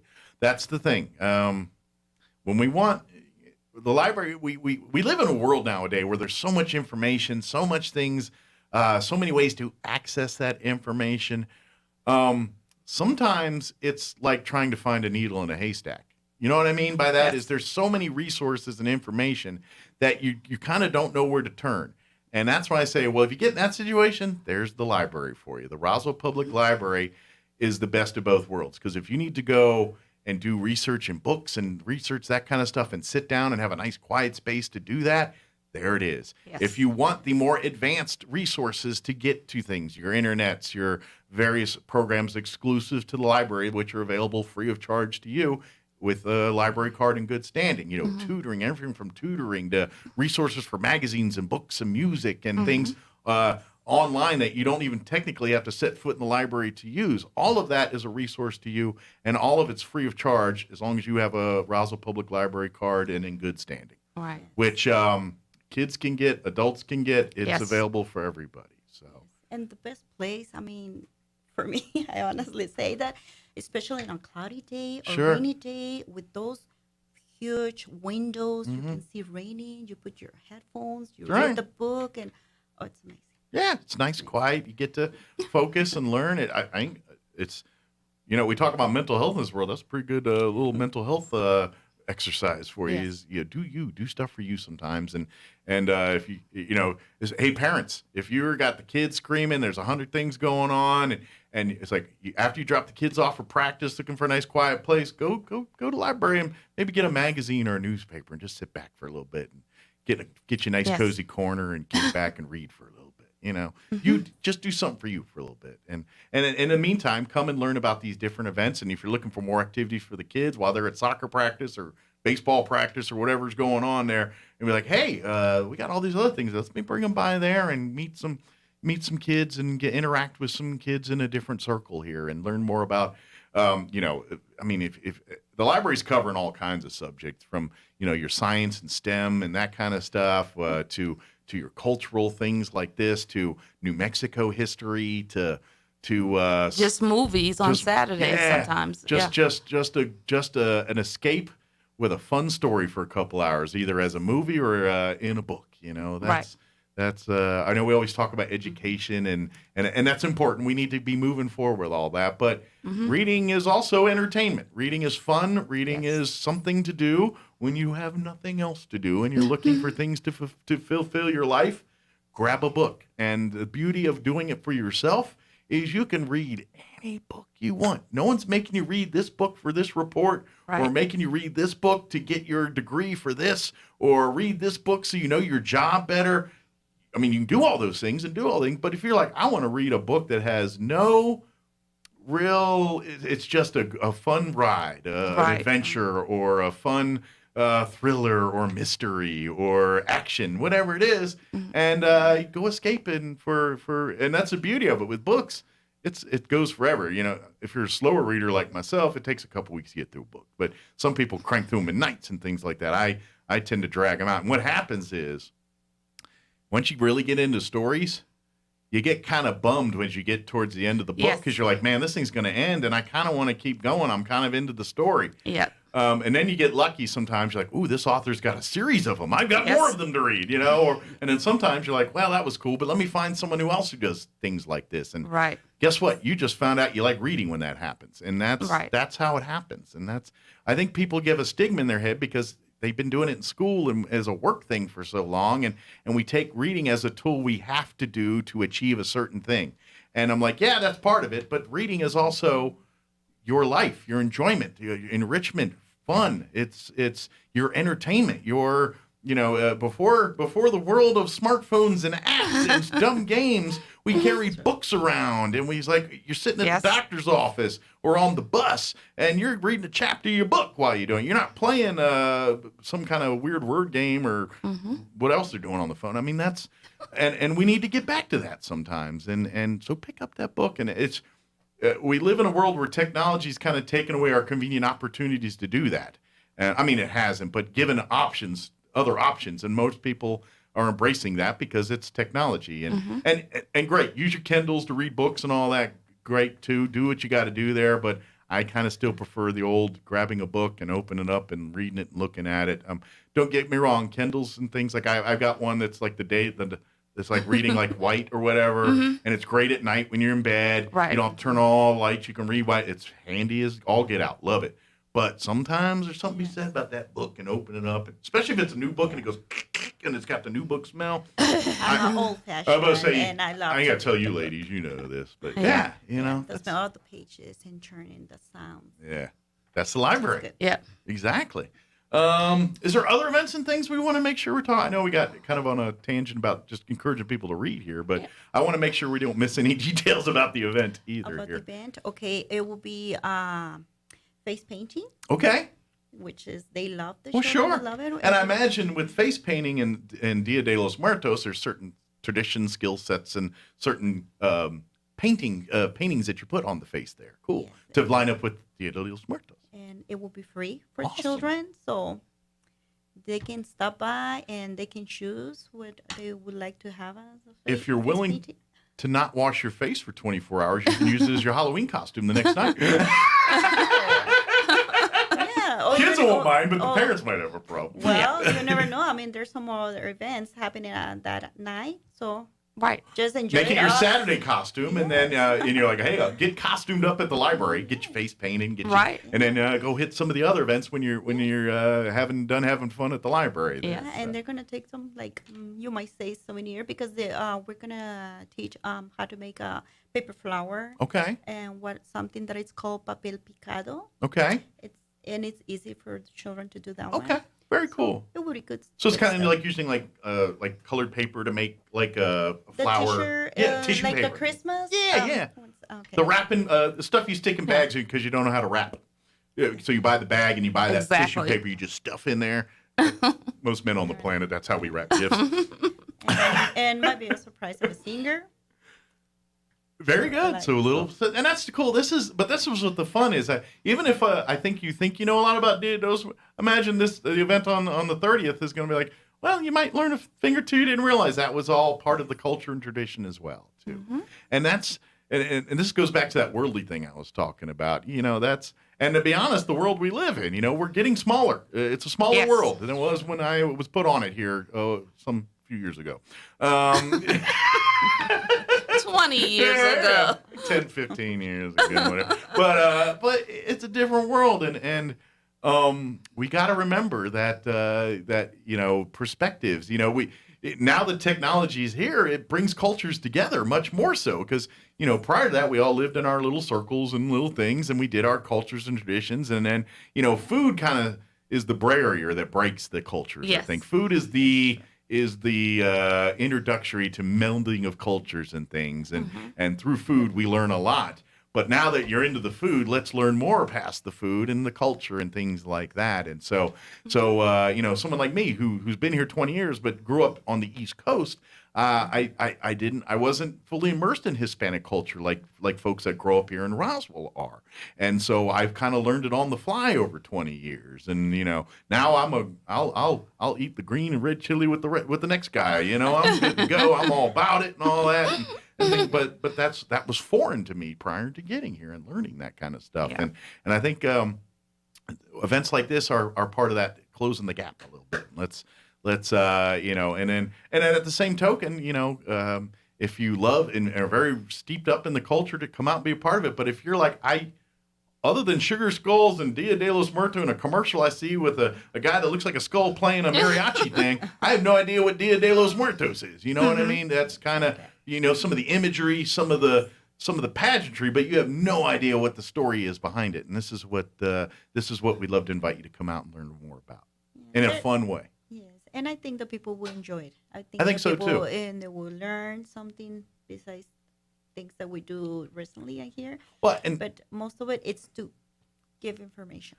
I think people embrace things different too when you understand why it's done. You know what I mean? Like let's face it.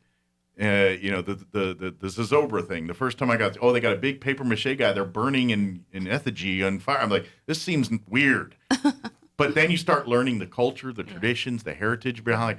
Like, oh, now I got it. Makes sense now. But from the outside looking in, you're like, why are they burning a guy at the stake that's 8 feet tall or 100 After feet they tall? put all that work to make him. I'm like, this feels kind of rough. What's going on here? You know, and then you're like, oh, okay. You know, people give their wishes and they burning their bad thoughts and spirits up in smoke. That's what it's about, and all this, and Dia de los Muertos is probably in the same vein where you think, oh, dead people, Halloween, spooky. It's right around Halloween. It's Mexican Halloween. No, that's not what it is at all. It's not even close. And so come learn about it. And especially you're going to get to know that because mostly the altars are different. And you might be confused. Wait a minute. This lady showed me a 3-level altar. Why? It's, for instance, in some part of Mexico, there are 7 levels. Or why do they have a little dog or like a rag in there? Different things. Well, that's where they're going to explain because it depends on the area. It depends, and doesn't mean that it has to be just one way. Sure. Well, think of it in terms of something most people wrap their head around. Is Christmas. When you go and you look at images of Christmas and you look at Santa Claus. You look at Santa Claus here, you might have one image, but you look at Santa Claus in Europe, he don't look the same as he does here. And that's part of the same style of things we're talking about here. It's what you grew up and what you knew and what you know, Again, there was a time where you couldn't easily communicate with the rest of the world at any given modus. And so you hear traditions and things and you kind of make them as you go. And so your area kind of known to see something a certain way while someone right across the country celebrating the same customs and traditions, their imaging of it's a little bit different. And that's what we're talking about here, you know. And nowadays where everything's any information you want is at your fingertips, that's new, people. That's something in the last 20 years. That for most of civilization, society, that's not been the case. And this is why we got to learn this stuff, because now that we're small, we're shrinking the world here. You gotta understand where people are coming from, and once you understand it, then I don't think we have so many of the cultural differences and problems in the world here. I think, and I don't get a little philosophical here, but I think events like this close that gap, if that makes sense. Does that make sense? Yes. Okay. So come out, be a part of this. Come bring your families. Come out. Even if you have zero knowledge of Dia de los Muertos or anything about it, use it as an opportunity to learn it. Bring your children with you, and together you all learn about Dia de los Muertos and come celebrate. And who knows? Maybe next year you're doing some of your own traditions as part of it there. You know, maybe you think, well, I don't like Halloween. I don't like the sentiment behind it. I don't put the costumes and things like. Fine. Maybe Dia de los Muertos, you start doing some of those, and you're like, this is actually something that's more positive, more something that I can get behind, you know? And that's, but again, you won't know till you understand it. So come out and understand it. And all of our events, I have to always say, is free. Free of charge. Free of charge. So it's free for them to come on out and to be honest, everything you take out of the library, for the most part, is free of charge if you've got a card in good standing. Right. I mean, I want to say 100%, but there might be one or two things you can buy or something somewhere. But everything's pretty much free. There's nothing, you know. Oh, we're running out of time, but I want to ask this since we're getting into holiday season real quick, and people probably start traveling around the state here, Thanksgiving, Christmas. Do you guys still have the Parks Pass where they can go and visit tourism sites throughout the state? Yes, we do. If you're going to go traveling for Thanksgiving or Christmas here, going to see family, different parts of the state, swing by the Roswell Public Library. Take a look at their list. They have it's through the Tourism Council, right? The New Mexico Tourism. They offer the library. Basically, you can check out like a book for a week, 7 days though, and it's no renewals. No, you come get it. It's first come, first serve. It's no holding, no reserves. If it's there, you want it, it's yours. Bring it back in 7 days. Right. But it's a pass that gets, I think, up to 6 people. Don't quote me, but it's something like that. Right. For free into multiple different museums and parks around the state. For example, I think if you go like to Lincoln, the courthouse and all that's included in there. Ruidoso, the Museum of the Horse out on La Cruces is part of it. I think the Nuclear Museum in Albuquerque and a couple of the art museums in Santa Fe in that area. I want to say like Fort Sumner's on there. There's a whole list of things that are around the state that you can go and see for free, pretty much. And, and sometimes, especially if you got 6 of you, you could drop $50 just to get into one of these because, $10 a person or something like that. And I don't know about you, but I could use that $60 towards lunch or something else different as opposed to paying to go in there. And so utilize it. But all you need is go to the front desk at the library and inquire. As long as you have a card in good standing. And if you don't have one, get one. It's real easy. Fill out an application. And if you haven't, and to be honest, if you have a card but you haven't been in there in like 5 years, then odds are pretty good you're gonna need a new card. Right. If they still have the card, we can see if they're in the computer and then we can renew it. But if they're out of the computer, then they just fill out an application and they can get a new card. Yeah. So it's been a while. You probably need to go ahead and get a new card and get updated. Yeah. But again, they can handle that and take care of it. But again, one of those other resources that's available to you from the Roswell Public Library, again, free of charge. Yeah. And there's that and about 20,000 other things just like that at the library. So come come utilize it. They just need to go and stop by and get that schedule that we have, or they can go visit the Facebook. Yeah. We have a lot of information on the Facebook. If you're kind of old school like me and like to put things on the refrigerator to kind of remind you, go get every month they put out the new calendars for the events for the month. Swing by the library at the beginning of the month, pick it up, put it on your fridge. That way you can keep a schedule there as a family. If you're more into high tech stuff, do the same thing, but like and follow the Roswell Public Library on Facebook or Instagram, and that will be your digital refrigerator. There you go. And don't hesitate to stop by because we have activities even for newborns. Absolutely. Yeah, you guys, the Mother Goose stuff for kids that are even technically before their reading age can benefit from these story times and things. Because science, there's a ton of science that the earlier reading the kids and the earlier exposing your kids to reading, the better they do in everything. From reading to other learning skill sets and everything else. So you're setting the table for them to be sponges by doing that kind of stuff. Right. So, good deal. Is there anything we missed? I know we got about 50 different directions there, but hopefully we got everything in there. No. Good deal. And again, if you have any questions, don't hesitate. Come by the library, call, shoot a message on Instagram or Facebook. I guess you can do that on Instagram. I'm not very knowledgeable on Instagram. I know you can on Facebook. Definitely Facebook, yes. and someone will be happy to answer those questions or call or come by. Right. Very good. And you guys are at regular hours now, right, at the library? We're not open on Sundays, but Monday through Thursday, we're open 10 to 6, and Friday and Saturday is, Monday through Thursday, we're open 10 to 7. Okay. And then Friday and Saturday is 10 to 6. 10 to 6. So come on by and every day but Sunday. Exactly. There you go. So, and don't forget the drive-throughs available to drop off books and things. Don't forget it's a smart drive-through. You can't lie to them and say, I dropped it off last week. They know. So they know. They got a computer that scans. They know exactly when you put it down. Don't try that move. It doesn't work anymore. Technology. Sorry, kids. You can't use the excuse that we used. Exactly. Thank you, guys. I appreciate it. We'll see you next time, okay? Okay. Thank you.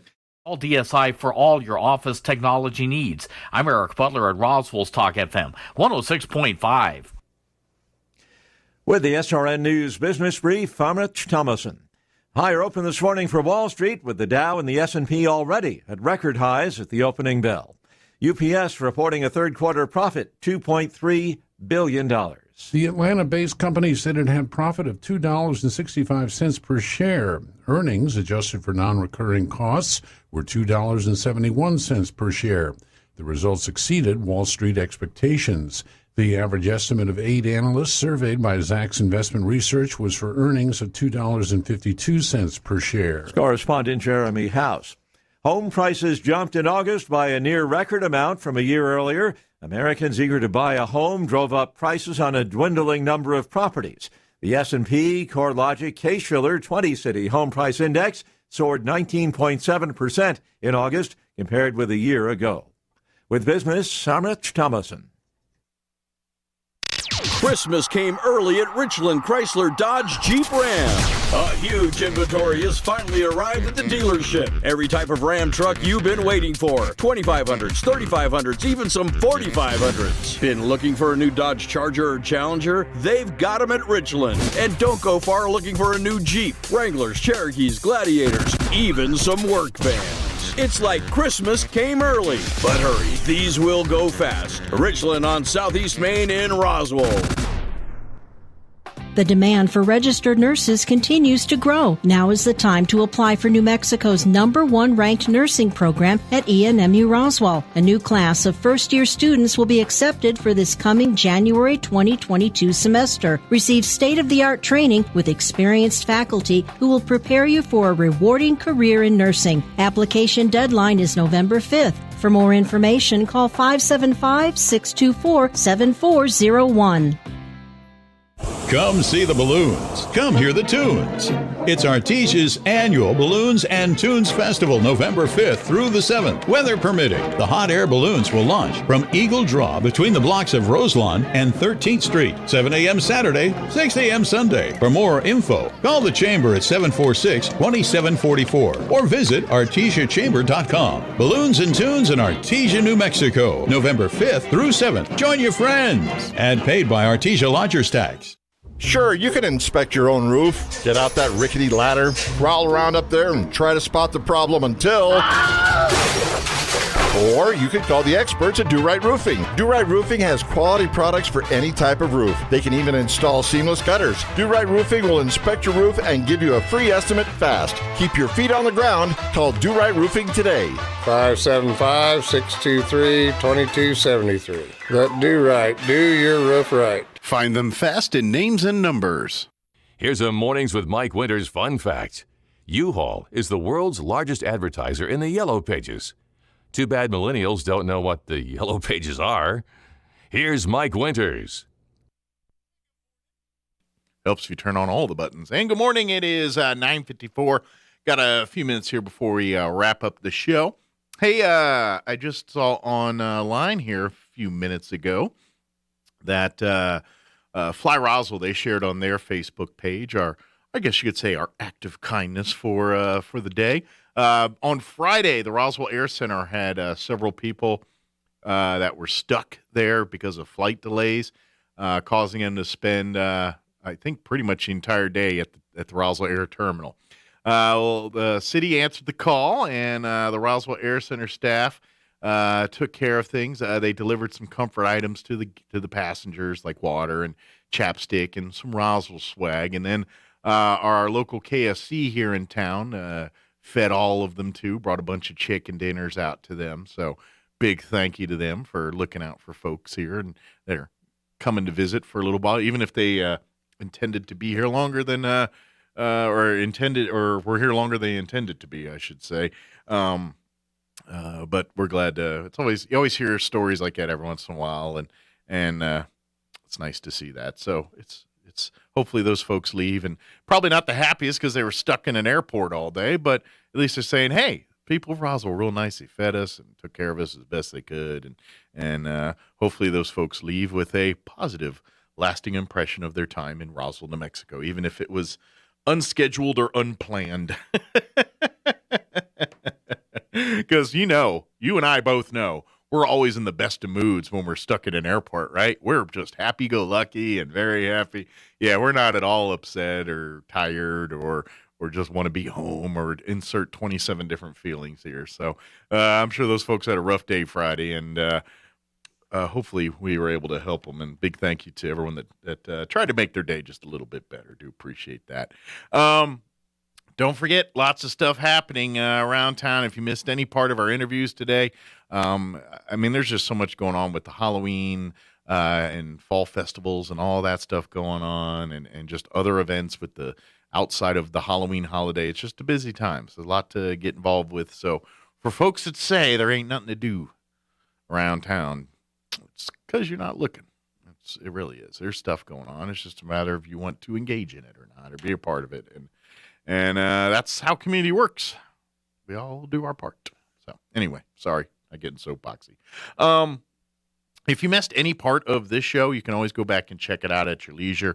Log on to ksvptv.com. That is the world of our videos. There you'll find our high school sports. For instance, if you want to watch playoff soccer today, I believe at 3 o'clock, as they take on Taos, we will have that game for you at ksvptv.com in the Goddard Rocket channel.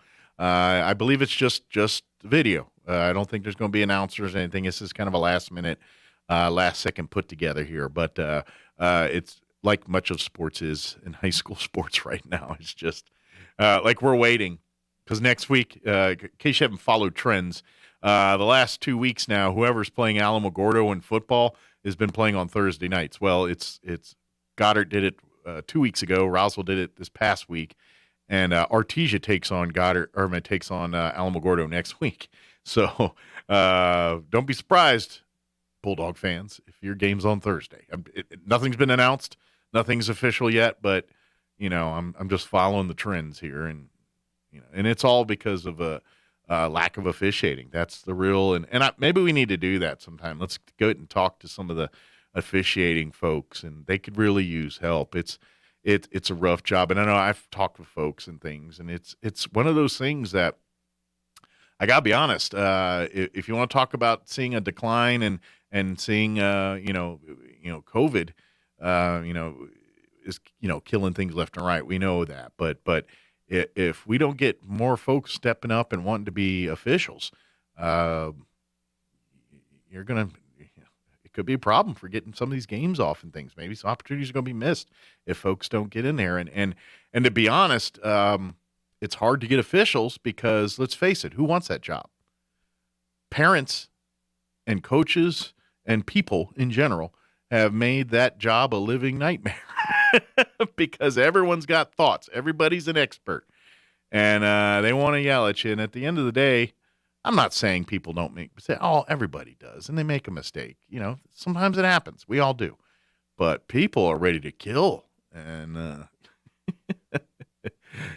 go get some mental health, folks. Y'all need it. Everybody needs it. But man, when you're about to murder a person because they didn't like a call in a game, and you're ready to kill people,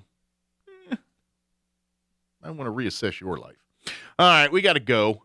Thanks for allowing us to be part of your day. Really do appreciate each and every one listening to us. Have an awesome day. We'll be back bright and early, 7 a.m. tomorrow. Till then, have a great day and enjoy your afternoon.